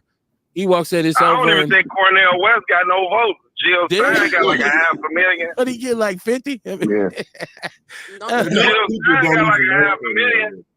Ewok said it's over and done with. Niggas still talking about if she black and how many people got some coochie. Man, some people are simple-minded as fuck. He said it was gonna be her or Trump, and emotional suckers want to cry about stupid shit. Jeff Crape said she's powerful. Why speak queen? She's powerful. Why to speak queen? Have no clue what that means. I don't know what that is either. So I'm not the most intelligent person in the world, but I missed that one. He said since 1973, 80 million black babies have been aborted. Look it up. Okay, what's your point? We know baby's been aborted. My sister just said she had one. You know how many white babies been aborted? Let's do that, man. The shit, and they don't ever talk about it. But you know what? I'm gonna tell you, they don't care. It don't matter how many other race babies get aborted. They worried about theirs. Yeah, correct. That's why they doing this shit. I don't know. I think a lot of times have that baby, Becky. This is an election too where people were just not informed. And there was a lot of lies. There was a lot of lies that people just accepted as truth. Like nobody did research. Yeah. And let me make that clear. I'm speaking about the white supremacist white people. Okay. What they want. You know what I'm saying? I ain't talking about all white people because most white people probably don't give a shit here. You know what I mean? They don't. But the white supremacists do. That'll be offended by it. I tell you what, only a hit dog holler. He said, I think he was giving Courtney credit saying she was a voice and sustenance. That same way, Kev. You felt that? Okay. I did. Right. They're gonna leave it up to the states and not the federal government. All right. I was against her, so speak for yourself. You made that point so crystal clear that you don't like her. I just like. I guess me. I'm just trying to figure out. And it's okay. Hey, and it's okay that he don't like her. Like, ain't nobody arguing that fact. Like we just talking about why she lost. Well, you want to talk shit to me because I don't agree with you. Well, that's how I don't listen. I say what the fuck I want to say. I stand on my own island. You just because you don't agree with me, that you don't listen. You don't give me. Everybody on this show done got time to talk. So I don't know why you think like. And I wasn't gonna let you keep like kind of gaslighting too, because you taking shots at people. Ain't nobody finna tolerate that, bro. Maybe that's a Milwaukee thing where you start disrespecting somebody, you're gonna get cut off. Hold on, motherfucker. You know what, Kev? That's the dope thing. You know what? A lot of motherfuckers don't know how to communicate without being. I mean, if you can disagree with somebody and you can, I mean, you don't got to get all stupid and calling names and disrespectful about this shit. That's what I be talking about. We don't know how to communicate with each other without, having a sensible disagreement. Realize we both we both got the same agenda on here. The first thing that I learned about we fight with each other. The first thing I learned about communication was that it was a two-way process. So it takes a sender and a receiver, right? And then there's a signal sent back, and then they go back and forth, and voila, you have a conversation. Not I'm gonna ramble on for 20 minutes, and then when you do talk, I start rambling again. That's not a conversation. That's you yelling at me. And so I'm too old to be yelled at by another grown man. Yeah. So it's like, hey man, calm the fuck down. Tiarsha says some women has abortions because the baby wouldn't survive after being born, and some women that are raped. Why should they be forced to carry a rapist baby? It's our body and should be our choice. White women didn't care. I was gonna say that's the old white people stuff. You know, them white folks be on that weird stuff, man. So when you really look into their white folks' world, oh yeah, that's definitely what they own. I'm saying, so man, they about to be policing. They about to be policing the women's body because they claim he gonna try to leave it up to the states, but he not. He gonna make it, and federal law over Trump state law. You feel what I'm saying? So when he enact that, like right now, if you get pregnant in Alabama and your doctor find out you pregnant and you go to one of them, and ain't no neighboring state in the South where you get an abortion, but you go to a state and have an abortion, they can lock your ass up. See, motherfuckers didn't talk about the woman that had a miscarriage and she was scared to report it and they locked her up. See, they didn't talk about all that old goof ass shit that don't make no sense. Oh, well, this, that, another. But think about the people that been victimized by that shit. You know what I'm saying? And then they use this one woman. Because I ain't heard, I can see if it was a panel of women, maybe 10, 15. It was one woman that I've seen so far. And I remember when Tone Talk brought her on there, that, yeah, she was locked up by Kamala. And I don't even know if she was locked up by Kamala Harris personally, because like you said, she's a DA. She had underlings working up under her. But you know what I'm saying? That people looking for a talking point and they want to bring some bullshit to oh yeah, she locked me up. Okay, we don't know the whole story behind it. But what the lady said, her daughter was sick, blah, blah, blah, this, that, and the other. They locked her up. Okay, sorry, ma'am. You know what I'm saying? But goddamn, you know what I'm saying? Was that worth one motherfucker throwing the whole election away here and all this bullshit? Now, when motherfuckers pull out the NATO, when they get people and they don't fuck about the EPA regulations, you think global warming is the shit now? Wait till your water always and your water purple and you can't take a bath with it, and they not, you know, they don't want, because now he's gonna be vengeful because he's vindictive. You know, motherfuckers talk about what Kamala Harris did as a DA. Why did they talk about he didn't want to fund California when they had the fires? But it was one county, it was a Republican county that was getting burnt up. And then, you know, motherfuckers had to go say, hey, Trump, these people supported you. You know what I'm saying? See, motherfuckers ain't saying everything. They just say shit to sound good. If you're going to talk about everything, talk about everything. Say, yeah, Trump didn't want to fund, but California had the wildfires, and he was going to let this motherfucker burn up. So think about the states that didn't vote for him. He's going to be vindictive. If you need federal money, shit. Okay. You know what I'm saying? I don't know, Dion, because there's more channels. See, that's what I'm saying. Like, people are making this dude King Richard. There's like we just said, there's state government and then there's federal government, right? So a lot of things you're going to get in the state where you live at are going to come through the state first. There are some things that are federal, but he can't just turn out the lights like, oh, fuck it. I didn't win that state, so I'm going to let that shit burn down. Like, there's other. If a natural disaster come and FEMA got to come and he's in charge of FEMA, which is the federal emergency, blah, blah, blah, whatever the MAA stands for, then he said, hey, we ain't fucking with him, then what? You know what I'm saying? He can't. Hold on, Dion. He can't unilaterally do that. There are people, he has constituents, first of all.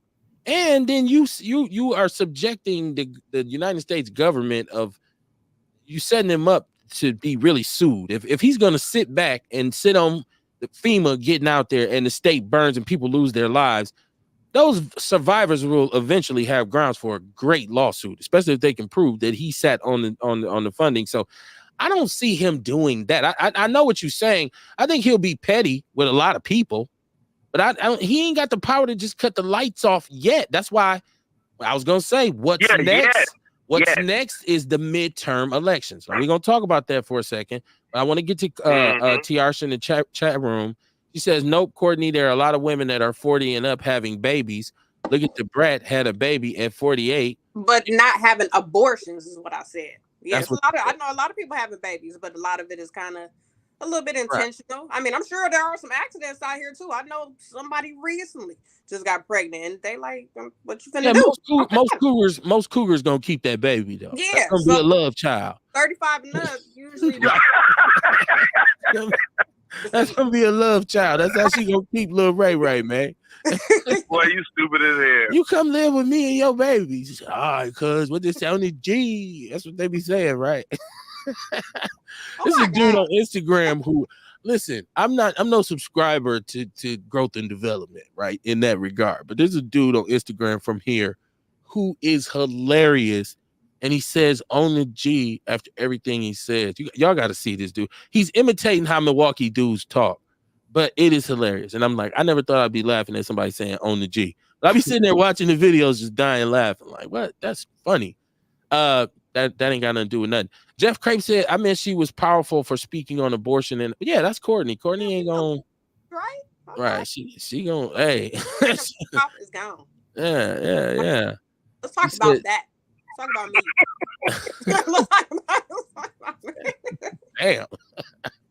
about me for a while. Right. No, that's cool. I listen, and but to keep it, that's what I'm saying. As a woman on the panel, when we talking about these issues, those issues that will affect women, in particular Black women. But once again, sisters ain't the problem here, because sisters voted for Kamala. Brothers we didn't, not the majority of us, but there was a marked increase. And in the South, I don't know what's in the water in Georgia. As far as what I see now, maybe I'll be around some real dudes who live in GA. They'd be like, "Cuz, don't believe that, man. We ain't down here riding for dude like that." But man, I'd be like, where do they? I mean, where are they finding these dudes? People that feel like they got money a little bit. You know, they feel like, man, I just gotta say and protect my dollars. I know a lot of people that, even people here, they got a little bit of money. So down in Georgia, maybe Atlanta or something, they got a lot of bit of money. But if people here with a little bit of money feel like they vote for Trump, they little bit. Oh, imagine you got to be worth a couple million. Right? You can't. You ain't look. Yeah. Like I said, I told you, the people here with a little bit feel like, right. Man, but yeah, $50, I'm finna vote for Trump. I got.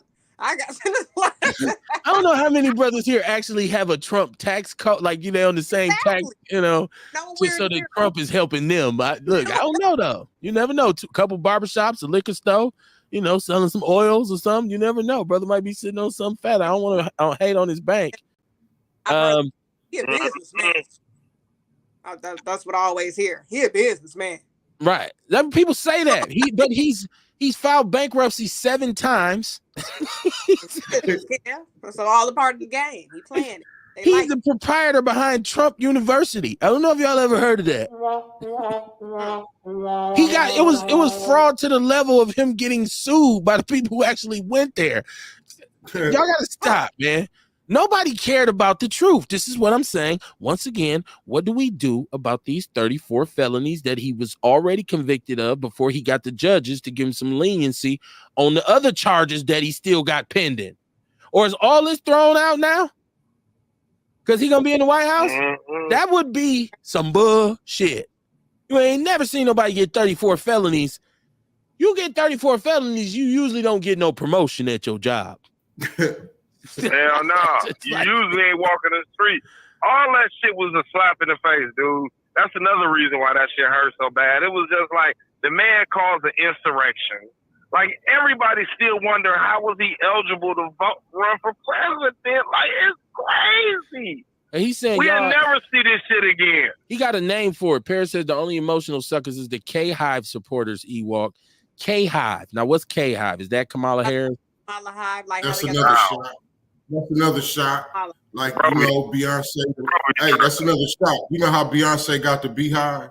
Right. Okay. K-Hive. That's another shot. You know what I'm saying? Okay. You got to catch this shit, man. Okay. Yeah, I got to be up on my square. I don't know. Yeah, see, that's why, Kev, that's why I took off earlier. It's all good. He feels underserved. So everybody just, listen, my shoulders is very broad. And people can blame me for whatever. I ain't never been the type of person to be like, that wasn't my fault. I'll be like, fuck it. Yeah, I did that shit too. Because he's mad. Talking about he didn't get, he said I didn't get to talk for 20 minutes, maybe 10 at the most. Yeah, but when you going in like that, when you come in with that bullshit, and then all of a sudden it's just the room goes crazy, and I'm trying to comment and you still ranting, you get the hook. Believe me, you're not the first person who I've hung up on or muted their mic. It's happened before. It is what it is. You got it when you call in, respect the platform, man. He said the share of women who obtained an abortion in the U.S. in 2021 are race and ethnicity. A survey of women who obtained them is 26% of Black. I'm misreading this, y'all. Share of women who obtained an abortion in the U.S. in 2021 and 2022 by race and ethnicity. A survey of women who obtained an abortion in the United States between 2021 and 2022 found that 26%.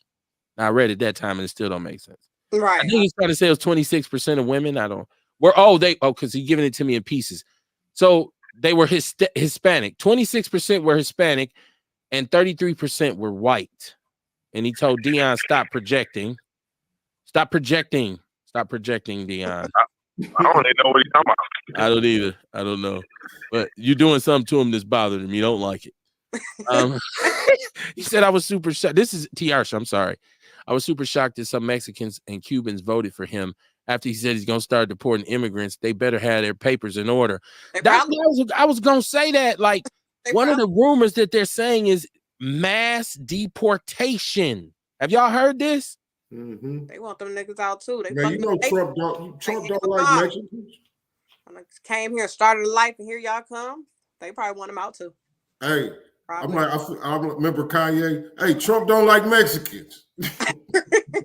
But they voted for him.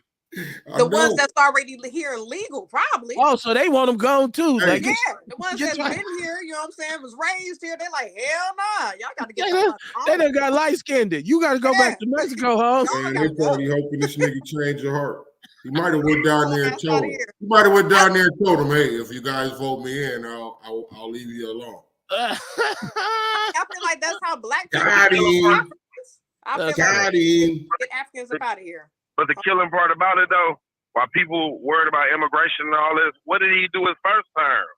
It's impossible to do a mass deportation. They were talking about that. They said, first of all, it costs billions of dollars. Second of all, they don't have the resources for it. And do you know what type of hole it would leave in the employment, as far as employment-wise? If they, you know what I'm saying? These people work in construction. They work in agriculture. They work in, roofing, hotel and hospitality.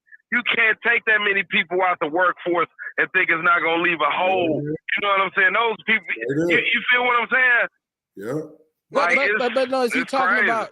So they gave the 15,000 immigrants who committed murder and the 13,000 who committed. I keep hearing this number, and I don't know how accurate it is. But so if you're saying those are the people you're going to start rounding up, sending back to where they came from, I don't know if that's. I wouldn't. It wouldn't bother me if you did that. Yeah. Like if you, once again, the original point Kamar made was, if you fucking up the community, you need to be removed from the community. Right. No matter what race you are. Even if we was policing ourselves, this is how it would be. This is how it would have to be. That's right. Like, hey, gotta go, man. What the fuck? Come on, brother. You understand? Unfortunately, right now, you got to go to their jail. You should have thought of that shit before. Come on, son. Yeah. So he says Osambo did more mass deportations than Trump and started the DACA program during the same time. Once again, I guess I'm speaking to people's fears, saying this is what Trump is going to do. Right? I didn't say it was anything out of the norm for them to do it. I don't know how many. I'm not up on people getting deported. Let me just say that. My papers are in order. I'm a foundational Black American. I'm American for real, right? So I don't be keeping up with like, hey, they coming this week. I be like, shit, let the motherfuckers come. Unless it turn into something else. You feel me? Where it's like, oh no, we coming. I thought y'all was looking for Mexico. No, we taking niggas too. Then I'd be like, oh shit. But I don't know who's getting deported. I don't keep up on it. So that's why I said, if I misconstrued any factor in this election, I think it was immigration and how big an issue it was that it was going to impact it, who won. I admittedly said that. Because remember, Kamar, for how long have I been saying, if you support Trump, please call in and tell me why. That's all. Nobody could tell me why. That's the thing right there too, right? Like when you do that, okay, somebody start talking, but immediately they start dissing Kamala. Like, we ain't talking about that. That ain't the question. You know what I mean? That ain't the question. You know what I mean? The question is, you know what I'm saying? Come on, man. He said, y'all just want yes men around you. Can't hear other points of view. Just want people to agree with you. So what makes you any better than the others that just want to talk in the echo chamber? I don't know. You decide yourself. And I just don't want to talk to nobody disrespectful. I don't know. I didn't know a requirement of this show, especially actually, if you listen at the show, if you've listened to it for a while, I didn't know that the thing you had to do was agree with me. You motherfuckers disagree with me every week on damn near everything. I just disagreed with Kev. We just had a huge disagreement right here on the show. You know what I mean? Come on, man. And it wasn't, hey, look, listen, and it wasn't nothing disrespectful said. Well, it wasn't no need for me. Oh, well, fuck you then, man. Shut the fuck up. Like, and that's my point. That's my point. Like, you got to know how to talk to people, man. You know what I mean? You gotta know how to have a disagreement. It's okay to be mad, but nigga, how do you deal with it? Do you get bottled up and just start getting disrespectful? You know what I mean? I think the attitude is what it's the energy. And so he might say, well, I didn't feel like it was disrespectful to just say, but there was usually y'all don't be knowing what y'all talking about and all this kind of shit. And like, I didn't think the energy was justified. But if you say I need in particular myself, I need yes men around me, boy, it just goes to show you don't even know me at There's all. Another shot. You know what I'm saying? You don't even know me at all. Even sending shots all show. Right. It's just, and you can feel that energy. That's like, you know, he said that callers who I want to call in, I give the number out. The number scrolling across the bottom of the screen. Anybody who could call in, I don't screen them. So it's, once again, people have called in with all kinds of different perspectives, man. But there's people who've called in on some bullshit and gotten hung up on too. He know that, man. He watched the show. Well, you know, it he ain't new to this. I ain't frustrated. He ain't new to this. Like I said, disrespectful. But to think if you knew me, just to indicate that I keep yes men around me, like if you said that to somebody who really know me, they'll be like, get the fuck out of here, man. What you talking about, man? No, that's not how no, man. That's not Kev. That ain't how he move. You know, you said that's your observation. Yeah, but you have no, most of the time, you said I've been listening to y'all for years, and that's my observation. That's fine, but you could listen to me all for 10 years straight. And if you ain't from here or you don't know me or the brothers on here as individuals, you still have no idea. You still have no idea. So what you saying about, you know, all this kind of shit, yes, men, and people won't accept, like you make assumptions and then you think motherfuckers supposed to just sit and take that shit. Oh, you motherfuckers is just in love with Kamala. We done said on here a million times, we didn't give a shit about her. We just hated Trump more. Hell no. So, it wasn't even about her. Yeah, so I don't know. You know, it don't bother me. I go back and forth with you all night, man. You talk a lot. I see, but one thing I'm not gonna allow you to do is, especially if shit go left on the show, and I'm trying to dead the panel, and I got somebody who won't stop. We gonna figure out who it is, and we gonna cut their mic off. That's the way it's been ever since I ever turned on the microphone. So I don't know. All this old shit you talking is mute. Let me see. Ewok. Oh shit, my phone just went kaput. My phone. So I had people on the line. It hung up on everybody and said, "Literally, nigga, you can't do that." No, my phone didn't say that. I'm making that up. Ewok, what's popping, man? What's going on, man? What it do, man? How you doing tonight, my brother? What you man, got to say? I told you earlier, man, this was gonna be some shit tonight, man. Yeah, definitely. I can feel it in the air tonight, oh Lord. Yeah, man. Your man's over there texting you up a storm, man. His feelings hurt. He all emotional and shit. Whoever my boy is and shit, Kamar had to let have it. Man, y'all done made him mad. He texting you like an ex-girlfriend and shit. Well, he's commenting on the show. I think he feels like he got cut off. He feel like he didn't get to say what he wanted to say. But you know, the main thing is he doesn't understand. He was like stoking the fire, and when I tried to calm it down, he wouldn't shut up. What the fuck am I supposed to do? He said, "But Kev, the whole shit started this shit, man. When he brought up the California shit and she this and she that, and you asked him, well, what did she do? Where's your stuff? And he ain't had no shit, All he had was the conversation he got from the drunk motherfucker at the barbershop and shit. You know what I'm saying? Yeah, she locked up some black people. Yeah, that's what happened when you get caught. First of all, the police get you for something, and they bring you to jail. They put this shit in front of the DA. The DA charge you, and if it's a crime, if it's an actual crime, the DA will charge you for the motherfucker. And then you have a trial, right? And then you have a trial. Right. All of that shit. That's how the shit works, So where was you at when the police first got you, motherfucker? You was over there doing something. The DA actually goes over the case to see if it's even worth trying. Okay. You know what I mean? To see if they even got enough evidence to even go through with it. So they had to do something most of the time. And then he said, Kamar made this point earlier. My fault, K-Bull. Sorry, you made the point earlier that the DA can't keep you in jail because of a wildfire. It's the judges. After she gets you convicted, the DA walk away. They ain't got nothing to do with what time you get. It's a wrap for the DA. Yeah, the DA ain't nothing but the lawyer. The prosecuting They lawyer. don't even give a fuck no more. The case over with. They looking for the next one. Now they got you. If your job is to be a lawyer and you lose your cases, what's gonna happen?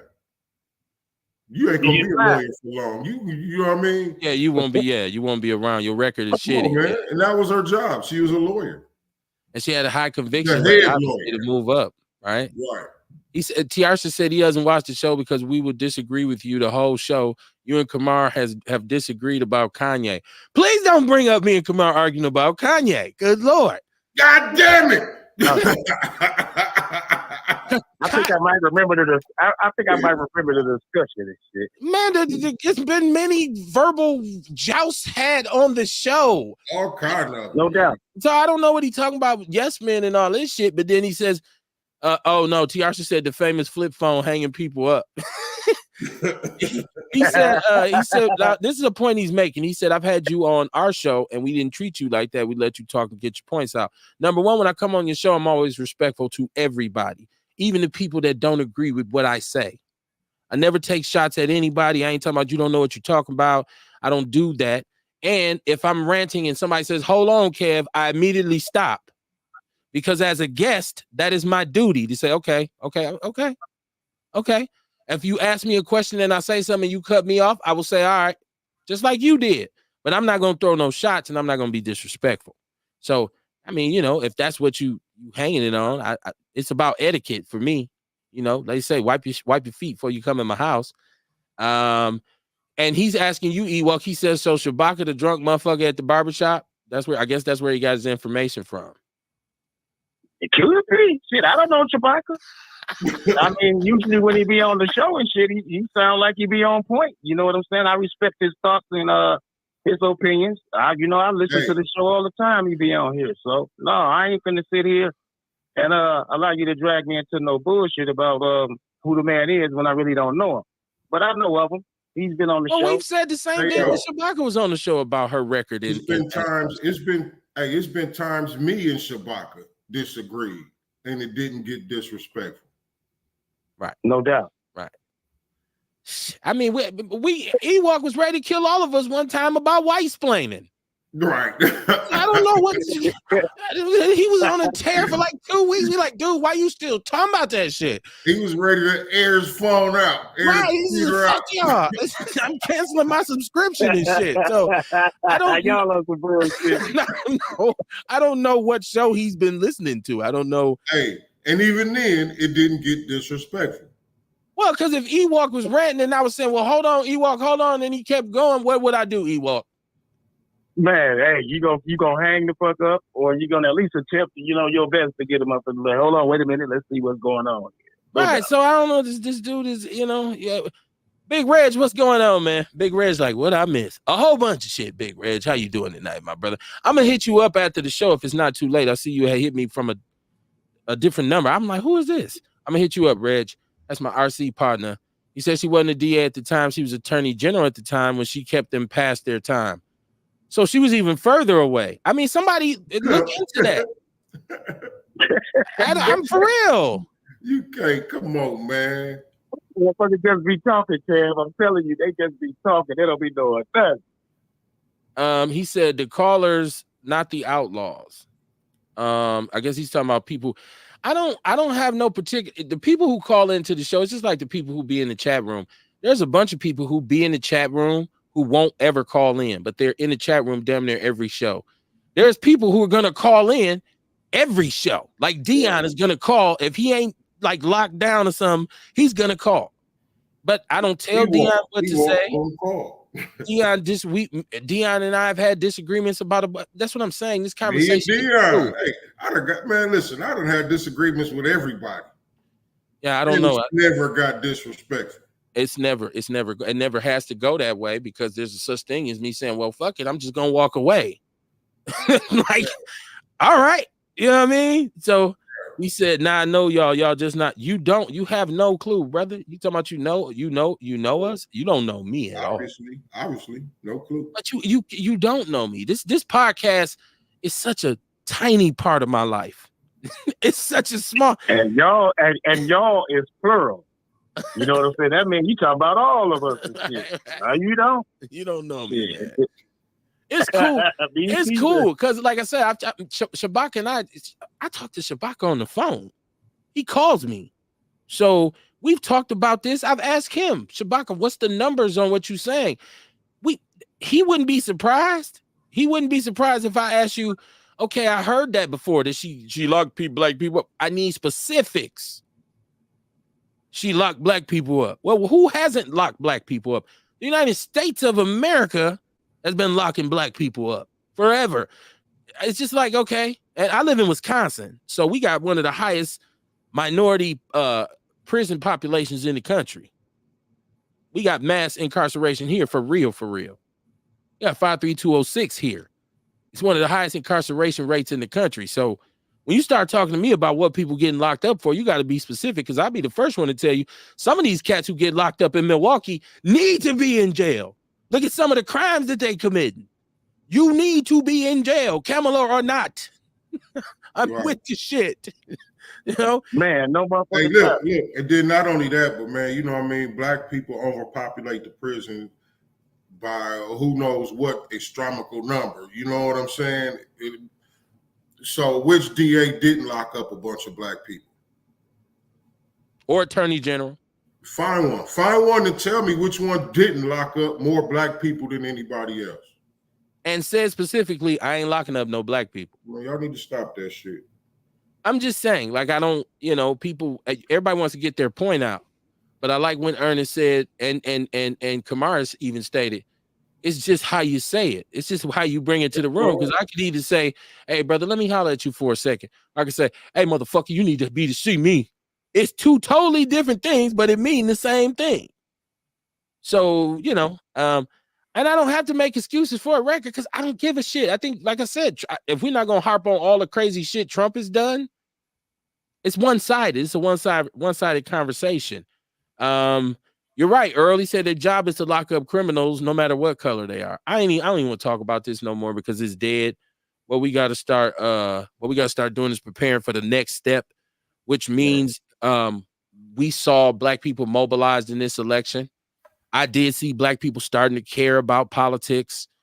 I did see people start to have a political opinion, and that's a difference from elections in the past. And I know this was a presidential election, but I want to see this spirit carry over to local elections, because we got a situation here in the state of Wisconsin where our state reps and all this, like, it's all super majority Republican. When we start talking about our senators, they're all this.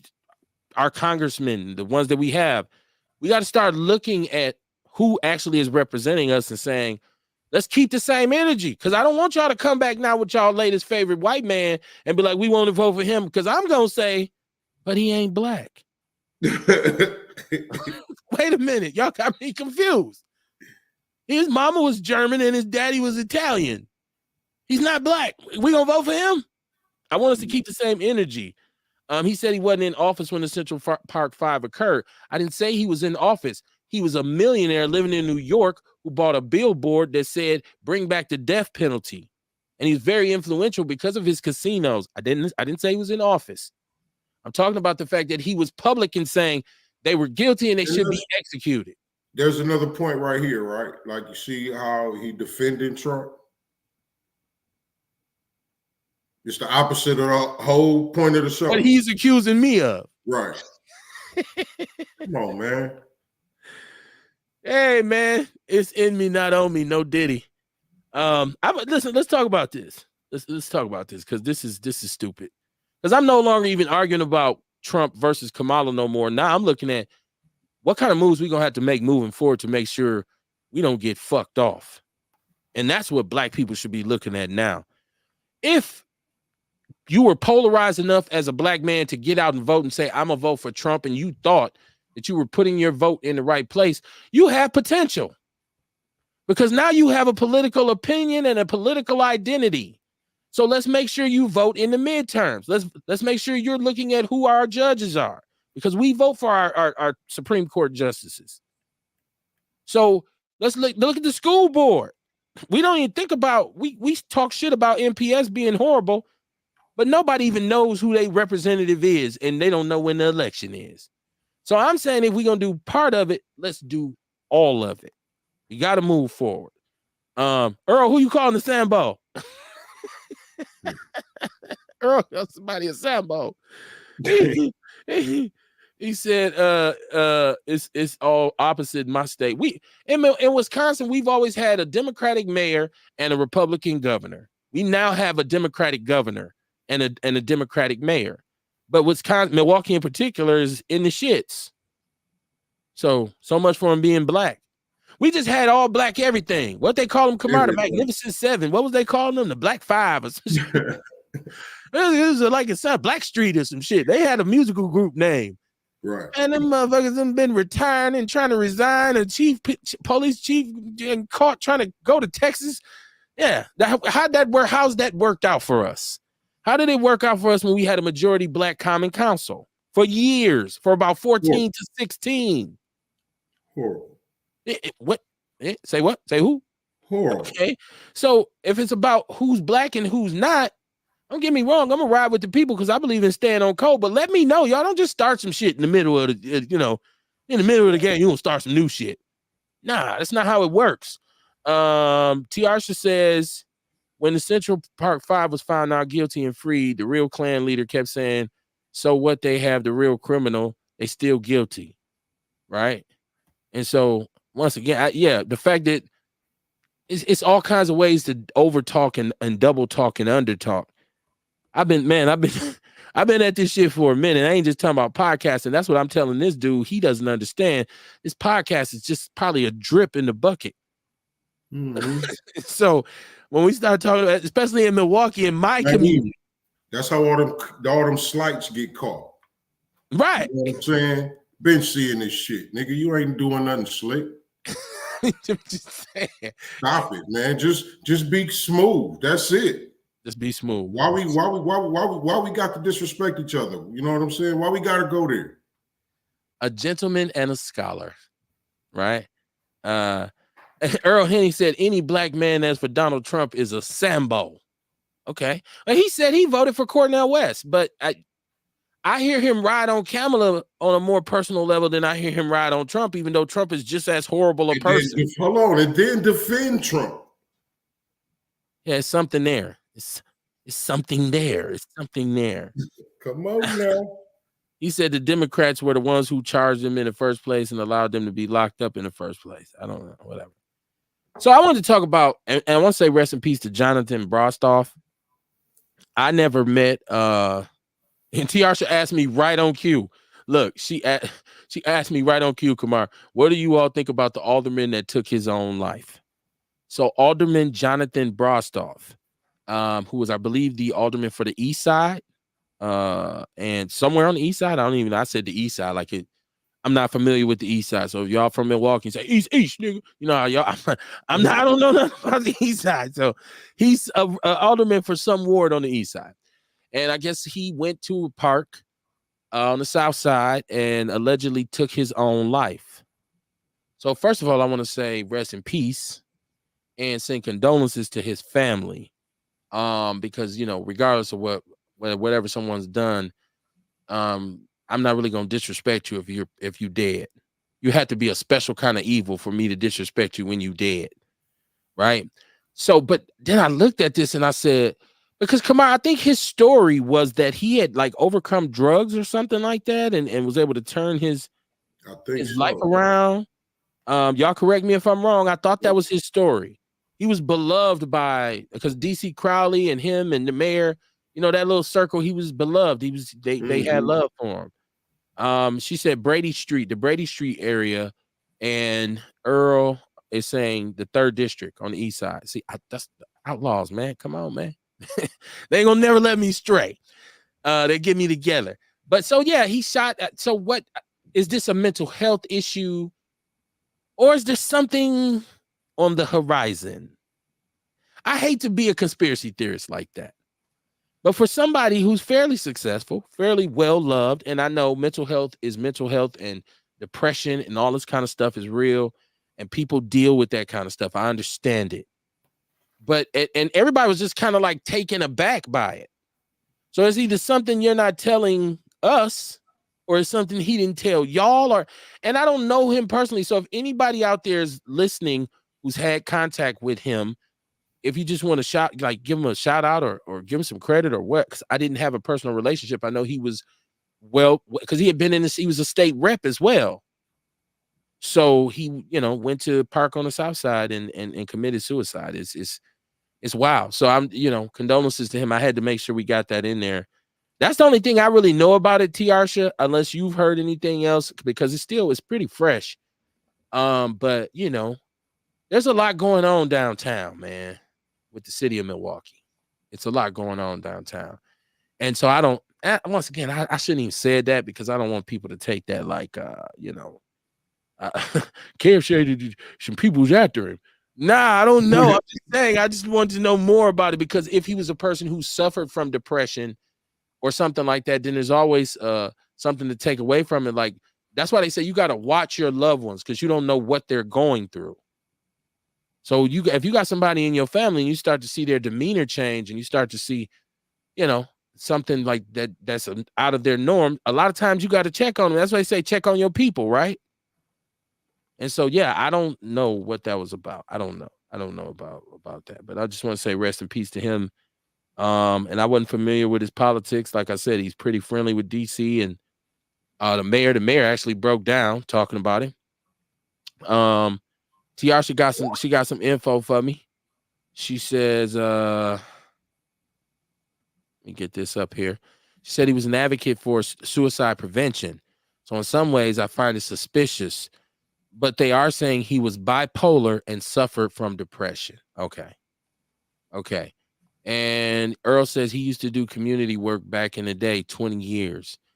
And I'm sure that's why him and DC and all those guys were close. Like, I met DC in probably 2008 and I was doing community organizing, and DC was doing community organizing. So I was with Safe and Sound, and I think he was working for a state rep or something, or a senator or something. Can't remember, but DC was young. So Chevy, there's a group of youngsters who were involved in being out here in the community at that point, and they all kind of grew into positions. And so he must have been one of them, because I know I used to see DC. What we call him, young dude, because he's like, yeah, who's that young? He's out here, like, doing whatever, passing out flyers, doing whatever. Vince Tony said, I was informed by a person who knew him that he had mental health concerns. Okay. So just forget about the part what I said. I don't know. Sometimes I say shit that I shouldn't say, and you know me, Kamar. I start thinking immediately. I'm like, so he killed himself, huh? Like, Hey, look, I done figured out why and everything. Right. I got a whole triangle in my basement of faces on the wall, right? I got people connected in an organized crime ring. No, that's a shame, man. That's a shame. And one of the things that I when I work with people through my life coaching, what I've discovered is people have a lot of built up trauma and anxiety, and a lot of that stuff leads to depression. Like I'm kind of guilty of it here on the show, because we talk about some of the poorest people in this community when they commit crimes, and we say, yeah, lock their ass up, and they shouldn't be doing that. But the mental health issue in our community is really, really drastic, because they don't get serviced like they used to. And you see, Kumar, like in the summer just ended, right? So in the summer you're driving, you see a multitude of people on the street, and that person suffering from some kind of mental health issue. So that's something we really got to be looking at too. Go ahead, brother. Again, we do say lock their ass up, right? But one thing I know, I even took advantage of, like, it is some stuff in prison, like different classes, different courses you could take. If you take the shit serious, you know what I mean, it'll be beneficial. I always speak on a cognitive thinking course I took. You know what I mean? I started thinking about what could happen and how to avoid that. You know what I'm saying? I started thinking proactive in this class, and you know what I'm saying? So Again, lock their ass up if they fucking up in the community. Give them a chance to go sit down and think about it. And get some help. Maybe they'll take it. Maybe they'll get some of the little help that it is. Yeah. I mean, hey, but one more thing, my bad. But like, and to add on to that, you know what I mean? You know, we all know it is different programs in jail for people to get started in, different arts. Like different prisons had different types of programs.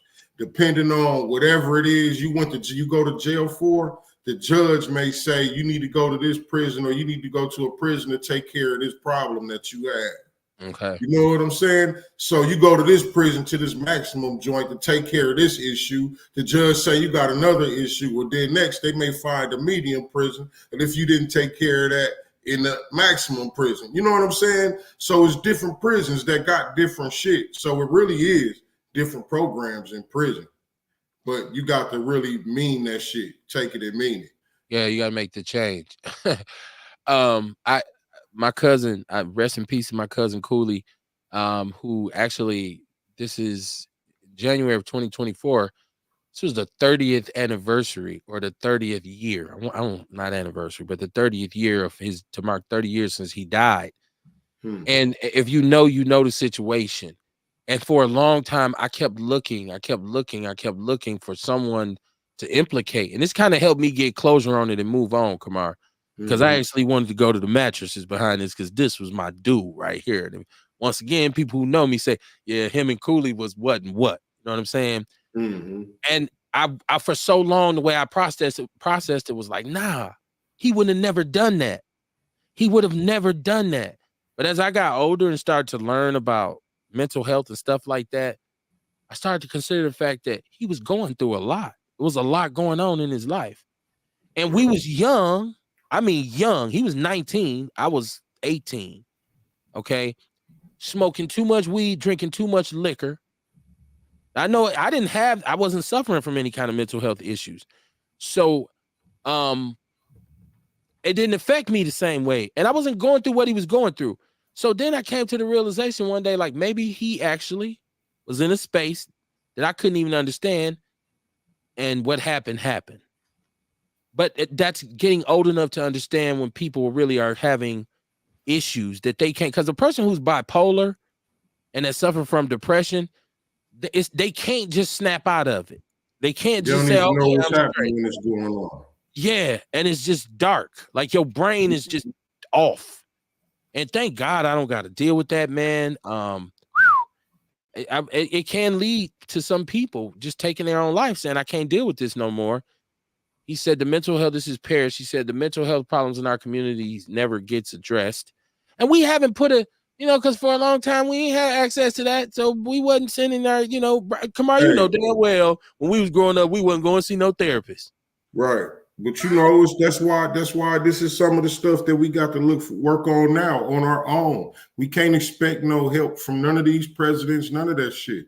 Like we got to put the emphasis on the mental wellness, how to keep yourself mentally aware or mentally healthy, spiritually healthy, physically healthy. You know what I mean?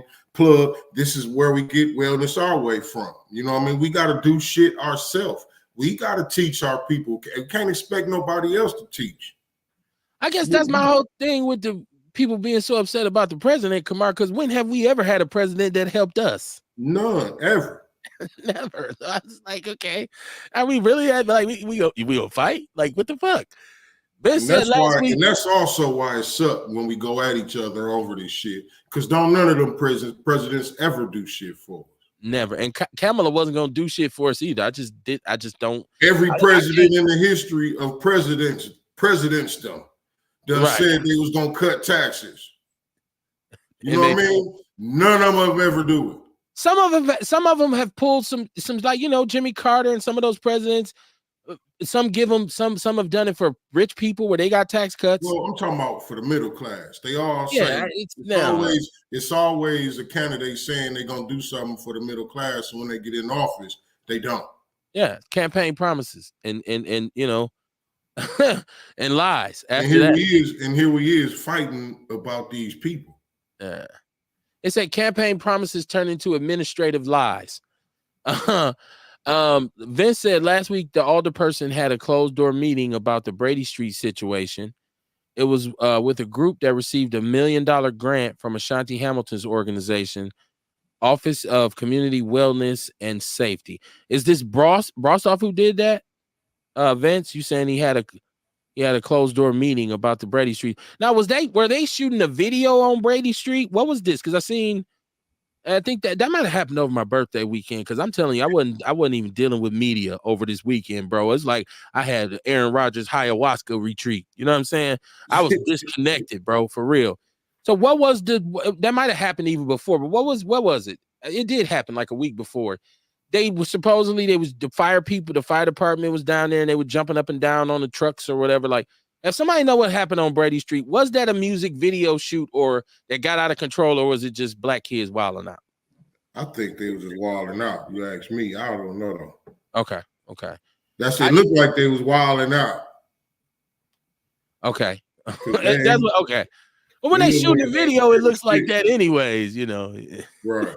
You know how they that ain't is. Scared of shit, man. Our youth ain't scared of shit. They fearless. Yeah. If they hop up on the fire truck, listen, the footage I think it was last summer when it first got hot and they was out on one of them neighborhoods down there. They had to be, I don't know how many hundreds deep, and the police came through and they remember the young girls twerking on the police cars and the police car, man. The cats standing out there blowing weed at the police, telling them y'all, fuck y'all, and y'all don't get the fuck up out of here. And then they wanted them to leave, but they couldn't move because the girls were twerking. Like, wait, do you want us to leave or not? Yeah, our young people, man, listen. Yeah. This ain't no sweet. This ain't no easy. You don't just come here and I'm finna start thumping these niggas around. Listen, these youngsters get down. They don't play no games, and so you gotta be real careful out here.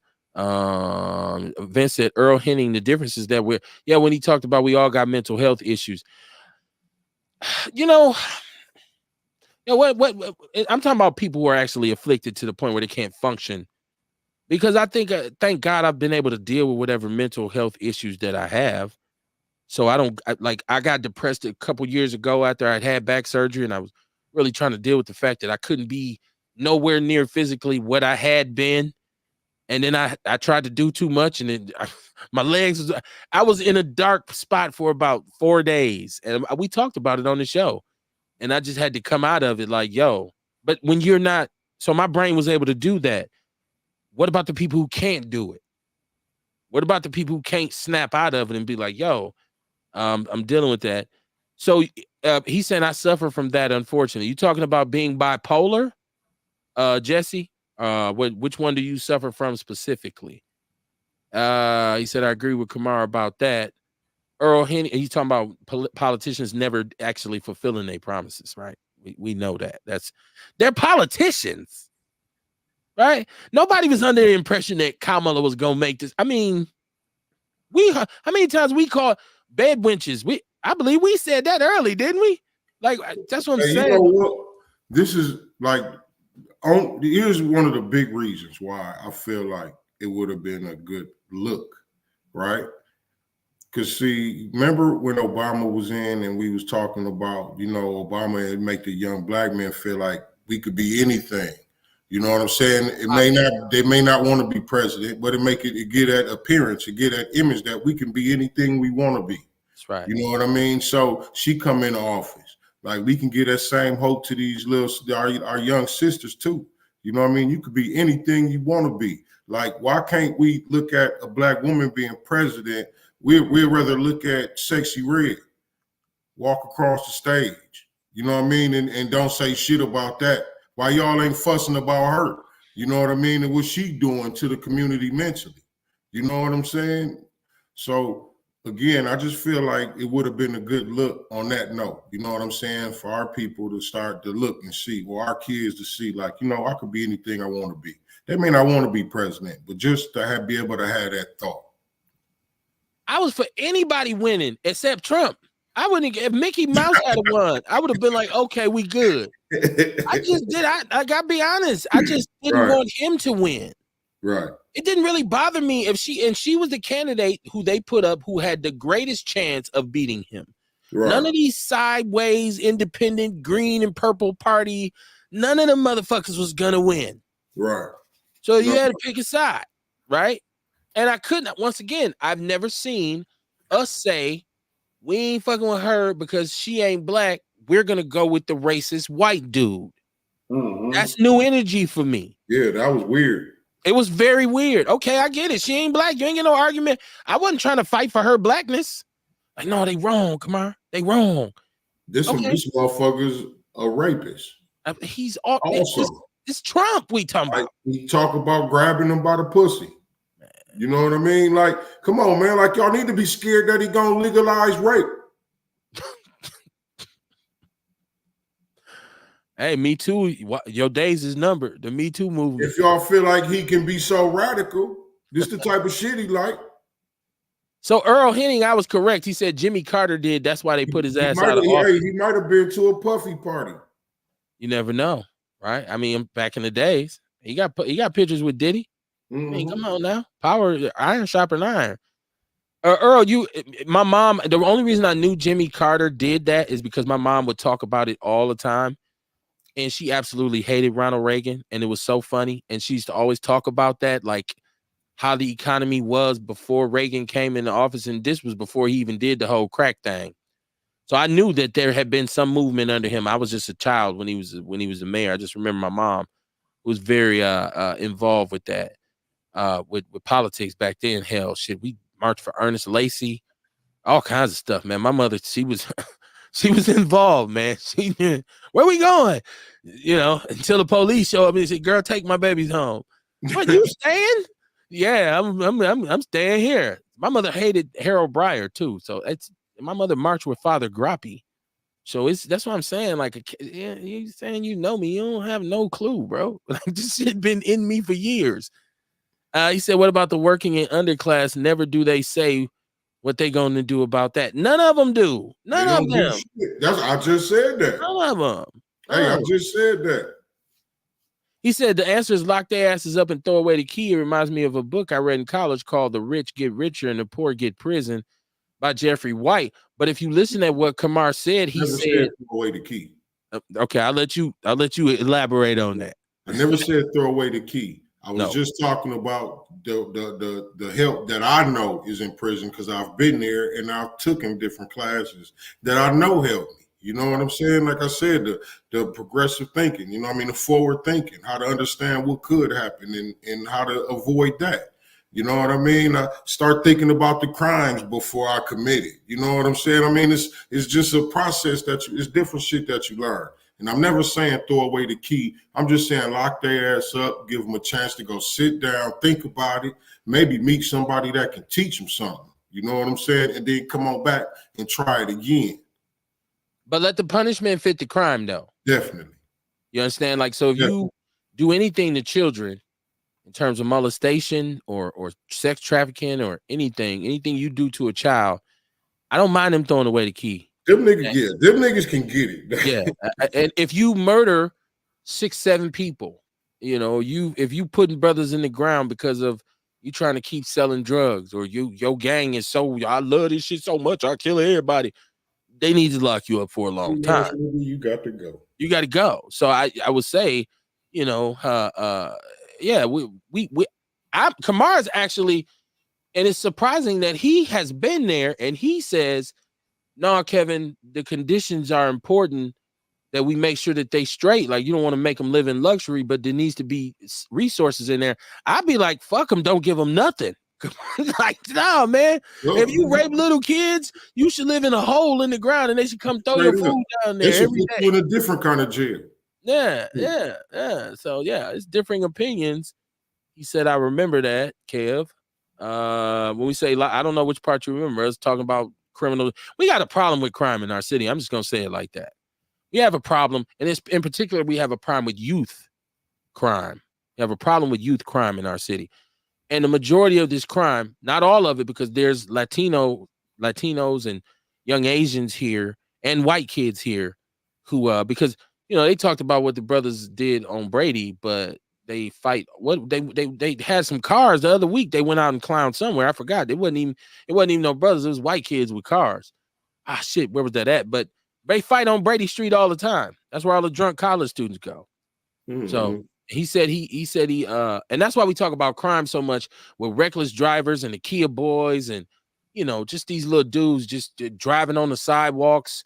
Your kids come out of school, hear these dudes driving around on the grass in a stolen car in front of a public school. Dumb shit. Yeah, so we call that. We say, come on, man. Yeah, you got to go sit down, bro. Yeah, we had Denari Pierce family on here. And we had the brother Clyde. What's Clyde's last name? Claude. When Claude got shot from the Emmy-winning documentary, when Claude got shot, he was on here when they came and premiered it. He was on our show. Shout out to Ajamu Butler because he hooked us up with the sister, who's one of the producers on there. So yeah, we talked about crime and punishment a lot on this show, man. He said he suffers from depression. I'm sorry to hear that, my brother. I hope you can, I hope you got a system set up and a network set up so when you go into one of your episodes, you got somebody who can help you get out of it. I got a suggestion, like something like that. Learn breath work. Find somebody that can get you some help on breath work, how to breathe, how to meditate. Our traditional style meditations, that our ancestors did. They understood how to heal different things in your head like that, through meditation. He said, y'all can't talk black and sleep white. Shit. You should see me in a couple hours. I was just finna say, sleep on some nice white sheets. That's what you even. You gotta be kidding me, man. In a nice neighborhood. And you know what? You know why, Kamar? In a nice home with amenities. Because I worked my ass off for it. That's right. That's why. And I ain't robbed nobody to get it. That's right. And I changed my entire mentality. I changed my entire life around from being on the bricks. That's right. Turned it all the way around. You deserve and paid homage to my parents because I had a great family.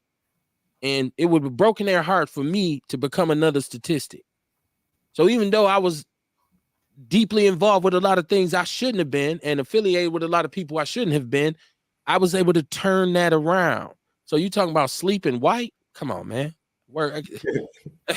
All I've been doing is working in this community for 24 years straight.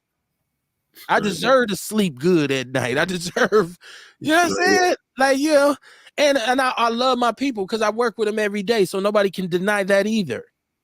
Straight up. I had 20 years of kids walking up to me every day from ages goddamn early 20s to late 30s. Mr. Barnes, Coach Barnes, KB. Talk black, nigga. We touching black lives every day. How about that? Touching black lives every day, family. Scott told me I pander to the average North Sider who don't know anything. He said that's what I do. The low knowledge average North. He told me I pander to the hood. So I said, wow. I'm from this community. You know what I'm saying? Like how can I pander to my own people?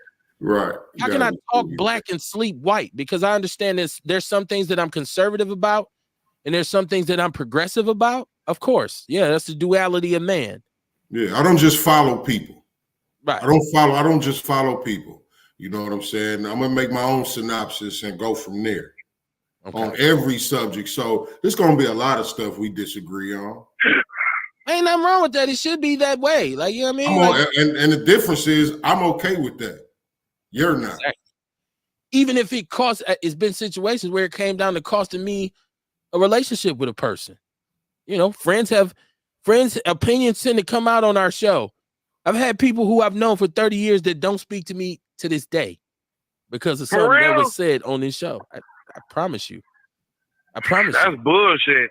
People who have blocked me and like because of what was said on Outlaw Radio. I'm telling you, man. That's what I'm saying. Like this dude, he keep talking about he has no idea. Dion, what's on your mind before I get to this chat room? Man, nothing, man. Just call. I got disconnected, man, going through Trump County, man. So I figured I'd call back because I know, this is kind of therapeutic. We're gonna end the night, in a minute, so I just figured I'd call back, you know. And we just gonna wait to see what these tariffs and all these other implementations, you know. And I don't know what that brother does. Is talking all that goofy shit, Jesse or whatever his name is. But I just hope that he's a self-made man. You know, he's not dependent. He's not dependent on the ACA. He ain't getting, nobody in his family is getting any type of government assistance, Social Security. I hope he don't need nothing that the Democrats offer, because a lot of times, you know, you hear people say that, you know, they don't do nothing for me. They didn't do nothing for individuals, but remember, you know, if your baby mama had children, Biden gave you an extra, $250, and I think if you had 2 kids, it was extra $600. Then you got the tax credit, so I hope you didn't use none of her money. You know, if you got children and your child are on any type of government assistance, and they cut that off, your child eating free government food at the school, you know, it's gonna get rough around here. You know, just like, you know, when people were talking about the stimulus check, and people don't remember when Bush was in office back then. I think it was 2002 when he was in office and the economy was tanking. Do you remember, Ken, when Bush gave us $800 checks? I don't think they used it as stimulus checks. I think he said something else. It was like a bonus to your taxes or whatever. Yeah, you know yeah. Yeah, you know, it's a lot of stuff that, you know, while he's sitting up there, and like all of us said, we weren't Kamala cheerleaders. We just didn't want shit to get wacky and crazy around here. Because there's going to be a lot of people that be hurt. And it might be a lot of us, you know, regardless if we working or not. You know, I work for a company, and I knew, and I've seen the tariff effects on my company. My company is a metal stamping company. So if this man can't get metal for a decent price to make parts to keep me employed and others employed, all these white motherfuckers that work out here in Grafton to keep us employed, now they're late, because there have been a few layoffs. So now he's paying more for the steel. There's going to be some more layoffs. But guess what? Thank your buddy Trump. You know what I'm saying? So anything that goes forward, not goes south, just thank him. You know, when they get up in there, fuck up the medication, and hope nobody in your family is a diabetic, when they was getting insulin for a little bit of money, you know what I'm saying? And they go in there now, the insulin back $400 or $500, and grandma, Uncle Ray going in a diabetic coma, and possibly got to get an arm or a leg removed, and y'all can't afford the medication. Oh, we gonna see. But okay, we gonna see. Dion, so even as VP, a lot of people don't talk about that was one of the things she did do in is fight for the cost of insulin, because it was at one point people couldn't afford it. That is something that she did, but it doesn't matter now because she lost. So, you know, like, it don't matter what she did. And she blew diamonds out her booty at one point. It don't matter because she lost. My niggas say blew diamonds out her booty. And it's a shame that our black people sitting around, you know, rejoicing over that. It's just it's sickening and it's sad. You know what I'm saying? It's yeah, people said she can go back to living her Hindu life. I seen a meme that said now she can stop. I know she tired of I know she relieved. Now she can stop acting like she black. And I'm like, you know what? I didn't know she was, you know, she would be stupid to be walking around, which she was. I think she should have just ran on her merits, and you didn't have to, you know, start talking about listening to Tupac and all that shit, because that shit kind of took us, those of us who are serious, who are intellectual, said, "I see that's some bullshit," and that kind of knocked some support for her too, especially with black men, because you know brothers don't play about Tupac. You lied on Tupac, like right for Tupac, man. Tiarsha says it was a Halloween party and there were some girls fighting. She's talking about what happened on Brady Street because we just discussed that, and I asked that if anybody was informed on this to give us a call. So she said it was a Halloween party and there were some girls fighting. Some jumped on the fire truck dancing, and one chick was in her car and put the car in reverse to hit 2 police officers. One of them grabbed her out the car while it was still going backwards and arrested her. She said she's going to try to find the video. It was super wild. So it wasn't a video shoot. It was generally our kids showing their ass. Goddamn fool. Acting a goddamn fool.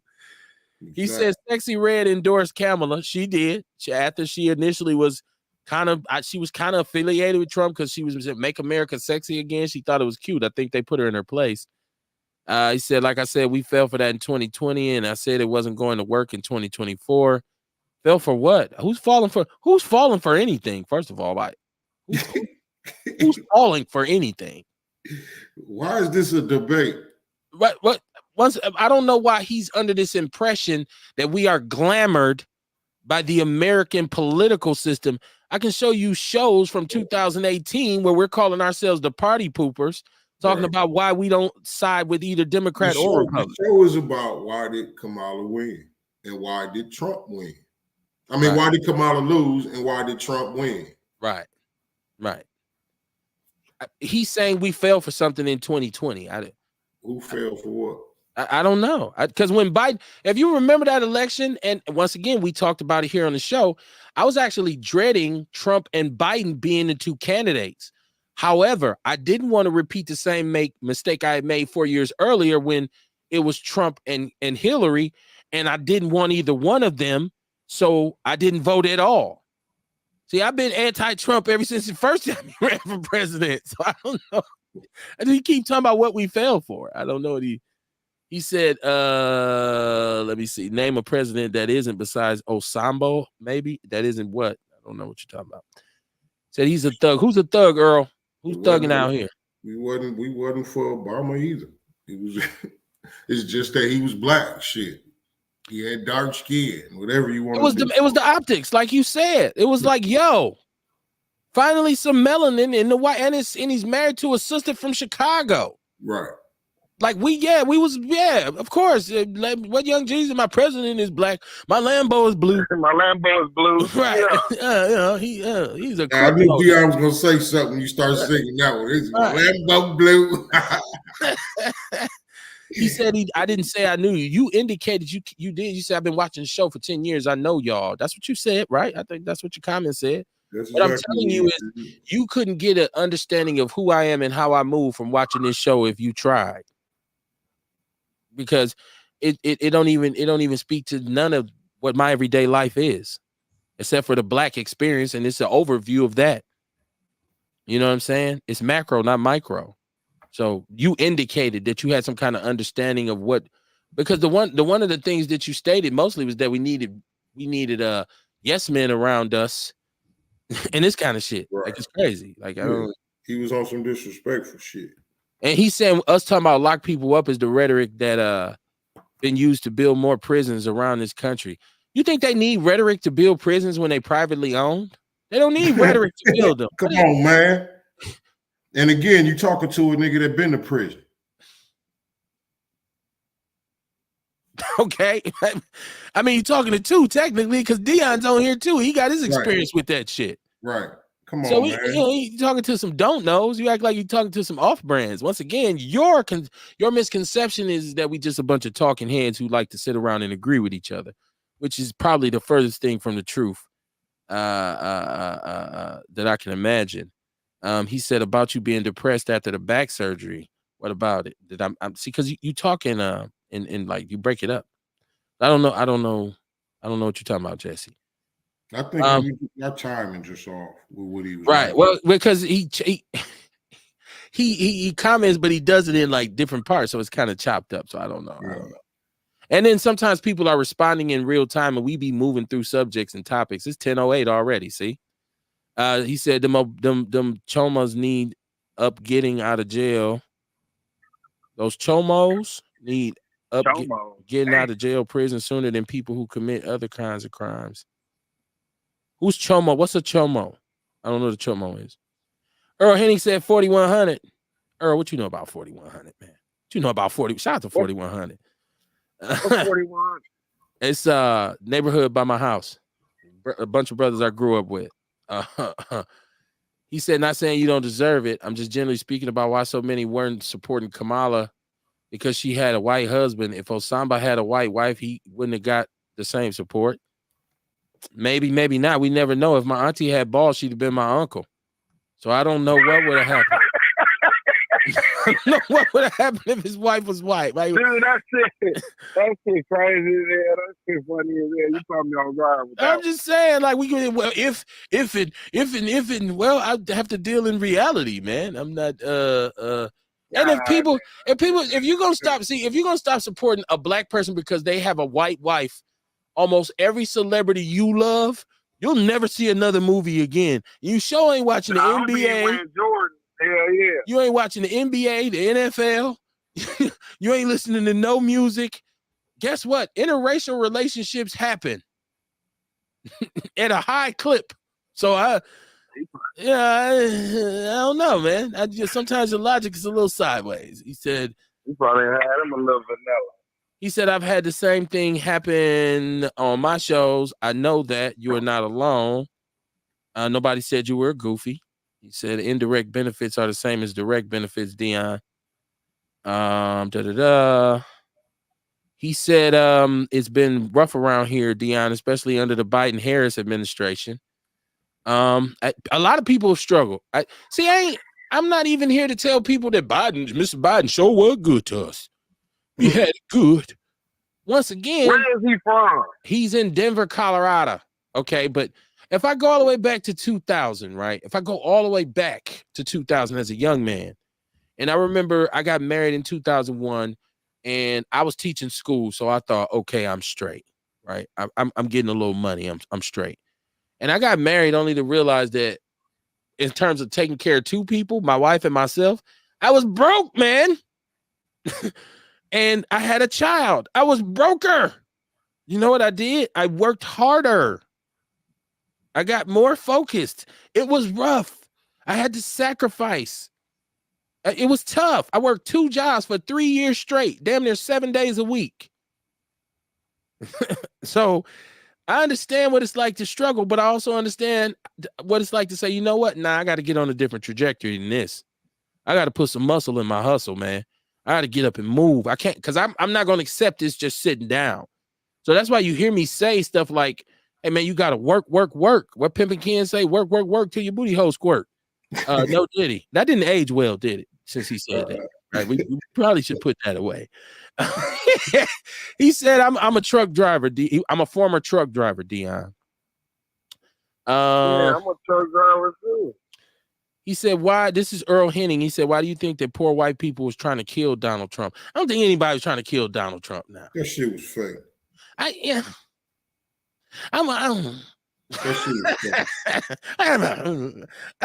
first, I was like, you gotta be a crazy motherfucker but then he is a crazy motherfucker. So yeah, I don't know, man. Hey, listen, man. It was all for his people to rile his people up, and it worked. You know what I'm saying? And it worked. Yeah. Said, do all black people how come did nobody say shit when he came out to Mini-Men? How come you niggas wasn't snapping and clowning and clapping and shit then? Well, y'all wasn't saying they wasn't saying he was pandering then. No, that wasn't pandering at all. Mini-Men. Yeah, the niggers is gonna love this. Why we gotta be hard R, Kamar? Why we gotta be niggers? Because that's how he gonna say it. White power. He hit him with the hard power. You gotta be super racist to hit me with the hard R. You nigger. Like what? If you'd have said, hey, nigga, I'd be like, hey, white man, calm down.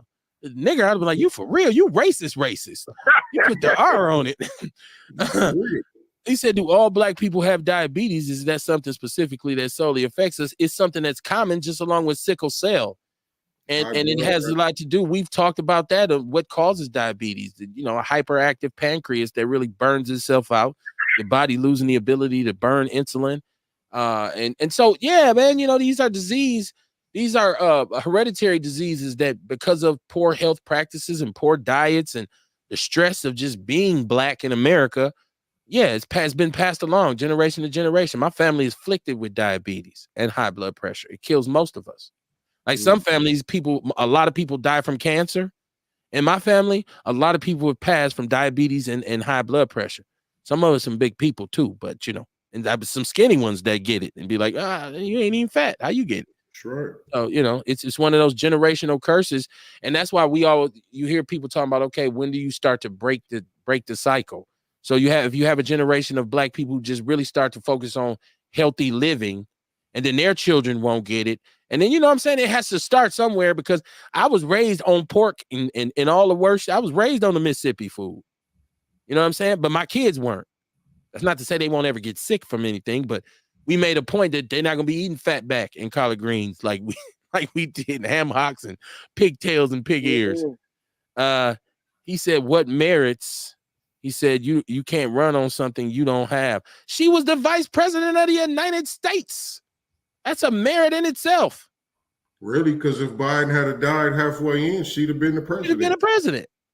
She's an attorney. She earned a law degree. She has some people who will speak up to say she fought with us for some things. Those are merits. What do you mean she don't have them? I don't. Sometimes emotion. That's what I said. When she was the vice president, she was a black woman. And Dion, he said, if someone disagrees with you, you automatically result to ad hominem attacks calling me goofy. The only goofy ones is those who supported Kamala. Okay, so that was pointed at Dion, but it was for all of us. It's like ones. Right, it's like a buckshot, right? Like get all y'all one shot. That shit don't bother me. That shit don't bother me.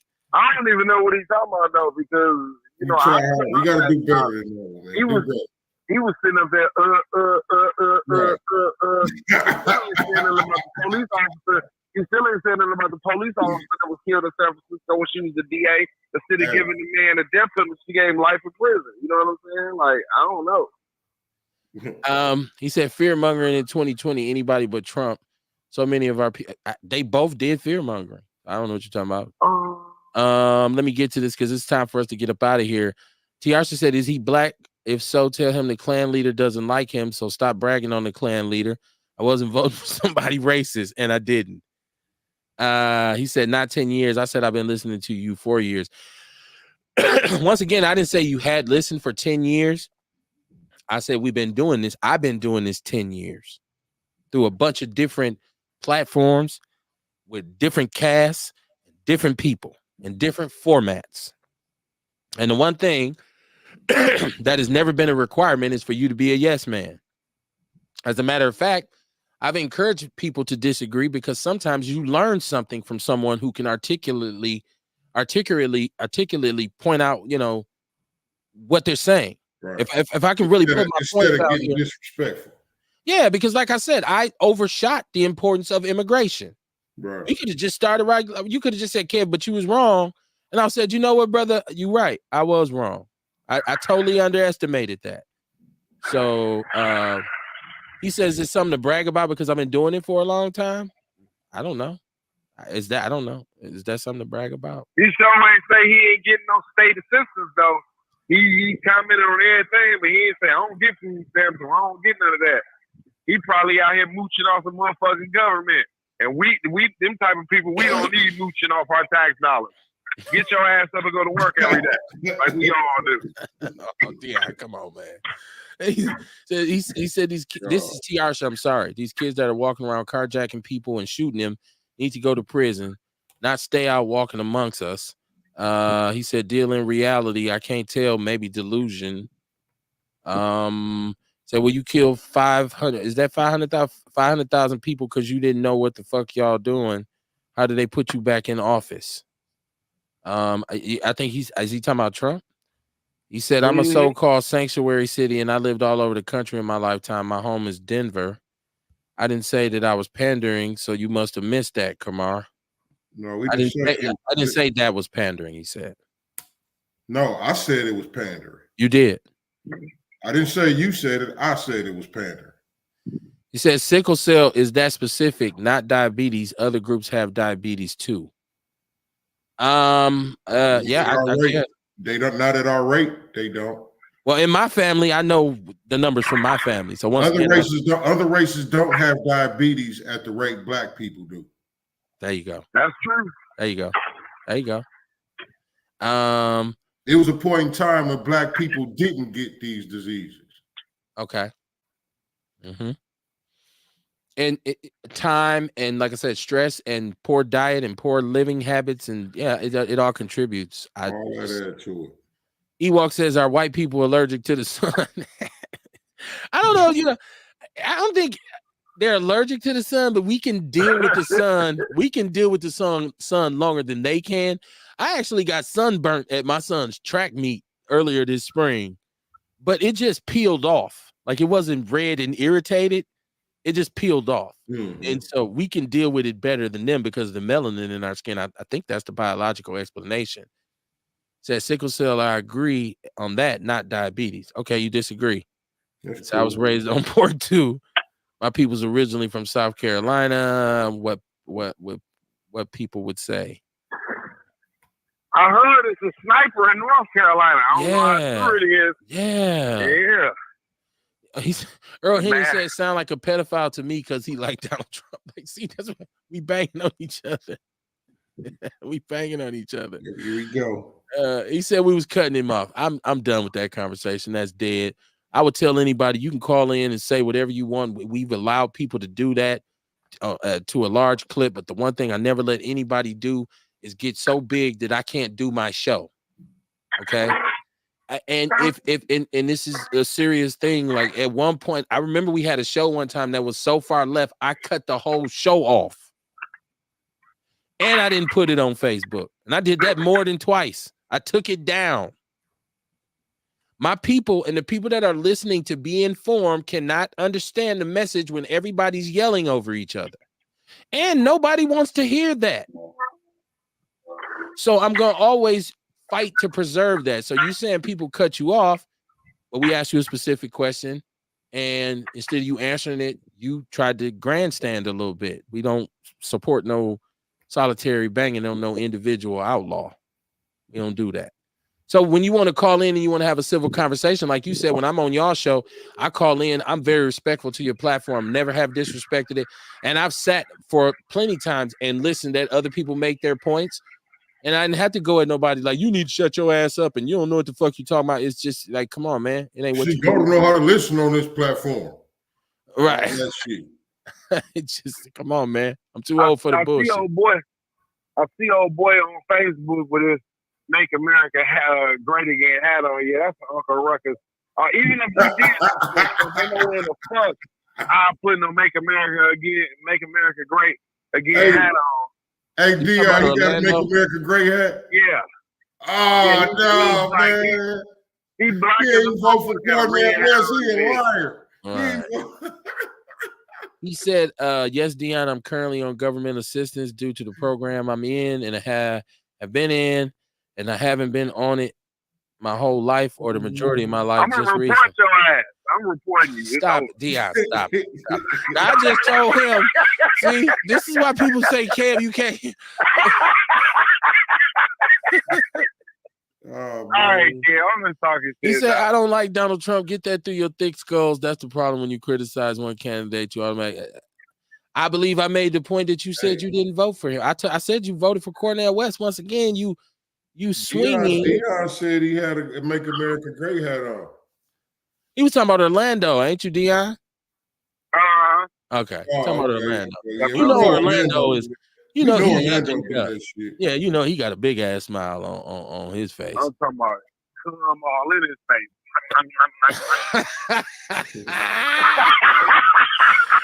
Earl Henry says Sambo is what you is, sir. Y'all, come on now. Y'all still trying to fight, and I'm trying to get off the air. He wasn't talking about you, Jesse. He wasn't talking about he said I don't got on no fucking Trump hat, so talk what you know, which isn't much. We're not gonna do this. Ernest said, fuck that, Rose do that. You know what? Listen, the whole message of tonight's show is supposed to be about us coming together and living in unity and as black man trying to corner the market on leadership in our community. But once again, man, we can't. It's hard for us to coexist because we're not always effective in the way we communicate with each other. And so, you take slights and we just did a show called Watch Your Mouth a couple weeks ago, and this is what we talked about. That is true. Sometimes motherfuckers get to talking and you be like, hold on, man, you don't know what you're talking about. Watch your mouth, man. You saying that to me and it's not true, right? So when you assume and call K-Hive supporters and people don't know and get that through your thick skull, I said you voted for Cornell West, but the whole point is you dog Kamala for anything that you consider to be a character flaw, but I've never heard you say anything about anything Trump has done. So one would think that means you, in some shape, form, or fashion, like or support him. But if you don't, That is true. It is what it is. Kamar, what you got coming up this weekend, man? Life. I got life coming up. You know what I'm talking about, man? Every day of the week, I got life going down around here. And I'm touching lives, you know what I'm saying? And I'm proud of it. That's what I got going on. But no, really, I'm out here, man. I'm at the House of Vitality all week. And then we also starting the winter market. The winter market start this Saturday at the table, 53rd and Capitol. Okay. I don't have much going on. I need to do some ground clearance around my spot. And shout out to my brother Bear Meat. He's back in North Carolina at this point. So he and I had planned to do some stuff around his yard. I'm gonna reach out to one of my cousins or someone who I believe can help me with this. But you know, it's that mode, man, as an empty nester, Kamar, where we just be chilling.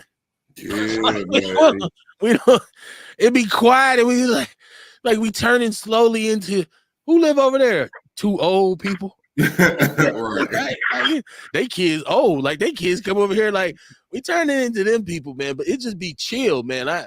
That's what made me laugh when he said talk black, sleep white, because thank God, man, I live in an area that is very quiet and very calm and cool and collective, and I can just chill and just relax, you know, and I don't know if it's meditating or what, but I can just sit there and be peaceful. And so I that's cool for me. So that's pretty much. I feel like it's important. You're supposed to get out the hood and then help the hood. Right. Get yourself out. Like, why I want to stay in that toxic environment? No need. There's you know no need. Why would I want to stay there? And I believe that I deserve the best possible situation that I can put myself in. You're damn right. And so if I was comfortable in that environment and I said, this is where I really want to be, that's where I would stay at. Because the one thing you can't do is no matter where you put me, I'm still going to be the same little dude, same little kid from 17th and Capitol Drive, born and raised in Milwaukee on the north side. You can't take that from me. You could put me in Bel Air with the Fresh Prince. I'm still going to do or say some Milwaukee shit. I'm still going to be on some Capitol Drive shit. So it doesn't matter how affluent I get, because once again, what I do on a day-to-day basis is help people, right? And so I do that professionally. And also, I've done my due diligence in raising my children to the best that I can and being a father for them so that they wouldn't be community derelicts up to this point. That's what it's all about. But Dion, you got anything? You hitting it out of town this weekend or what? No, I'm gonna chill because me and the girl, I'm headed out of town next weekend. I'm going down to LJ, Eli, whatever. I'm going to the cabins in Georgia. So I'm headed out Tuesday night. You know, I'll probably call y'all when I make it down there Wednesday. It's a 13-hour drive, and I'll be gone to shit next Monday. So I'll probably be watching you. Maybe I might make it back to the crib before you come on or after, but I'll be watching on the highway either way it goes. I'm gonna go down to Georgia for a little while. You know, MTS, they're trying to give me a hard time by taking my vacation. Remember, I was telling you about that shit earlier.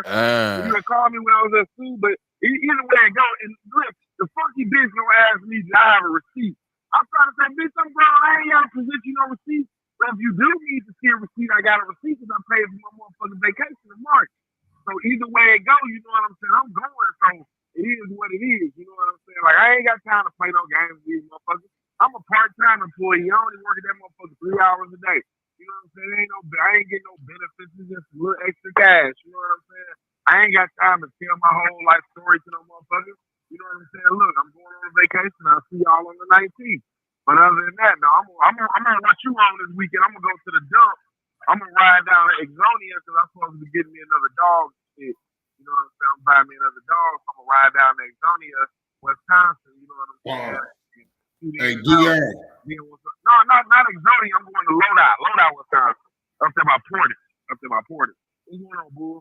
Hey, I just put a down payment on the dog, man. I'm finna get me one. I got a cane Corsa. No, I want a little bitty dog. I want a Shih Tzu. You know, my ex-girlfriend, she used to let me share custody with the dog. You know what I'm saying? And then she took the dog from me and shit. You know what I'm saying? Crazy shit about when I went to Arizona and shit. But yeah, I'm going down to Lodi, Wisconsin. It's like an hour and a half away by the Dells.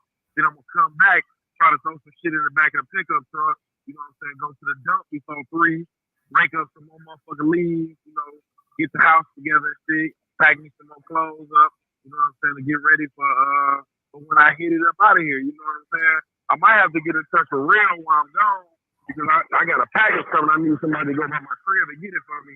He did that for me one time before, you know what I'm saying? I was greatly appreciated if he listening, you know what I'm saying? So, yeah, I ain't got too much planned, though, Kev, you know what I'm saying? You literally just named like 100 damn things and then said you don't have none. Okay. Listen, this is the point of this whole show. This election, great. I'm glad this election's over. I was tired of the memes. I was tired of the texts, the emails. I really hate the commercials. I'm tired of seeing black people eviscerate each other in the media. I want us to really try to figure out how to come back to some kind of semblance of unity. I know that it's impossible to get everybody on the same page. It's just something that you just can't do right now. But I want everybody to understand there's another step to this. We got to vote in the midterms. You're going to hear us put an emphasis on the midterm elections. I vowed to pay more attention to congressional and senatorial races now, senatorial races. So we're going to look at who the representatives are because like we stated earlier, he's about to have this tremendous advantage in kind of implementing some of the things that he wants to do. So if you did take part and vote, no matter who you voted for, I'm glad you participated in the process. And we need to really still get to the point where we can quantify our vote and commoditize it. And they should pander to us and they should beg us. They should get on their knees and make promises. And once they're elected, they should be forced to follow through on their promises or we vow to remove them. That is Democratic, Republican, white, Chinese, yellow, Hindu, married to a black woman, 3 teeth in your mouth, 2 in your pocket, bald head, no hair, whatever. Their accountability must be established. And that also starts within our own communities. We got to start holding ourselves accountable for the damage we do to us instead of always blaming the white man. But it is what it is, man. It ain't what you do, it's how you do it. As long as you're the type of person who always talking about some shit and nobody never see you doing nothing. Because ultimately that means your criticism of our community outweighs your contribution to it. And then we want you removed because you are a coon. I see y'all Monday, man. Peace and love. Peace. Love.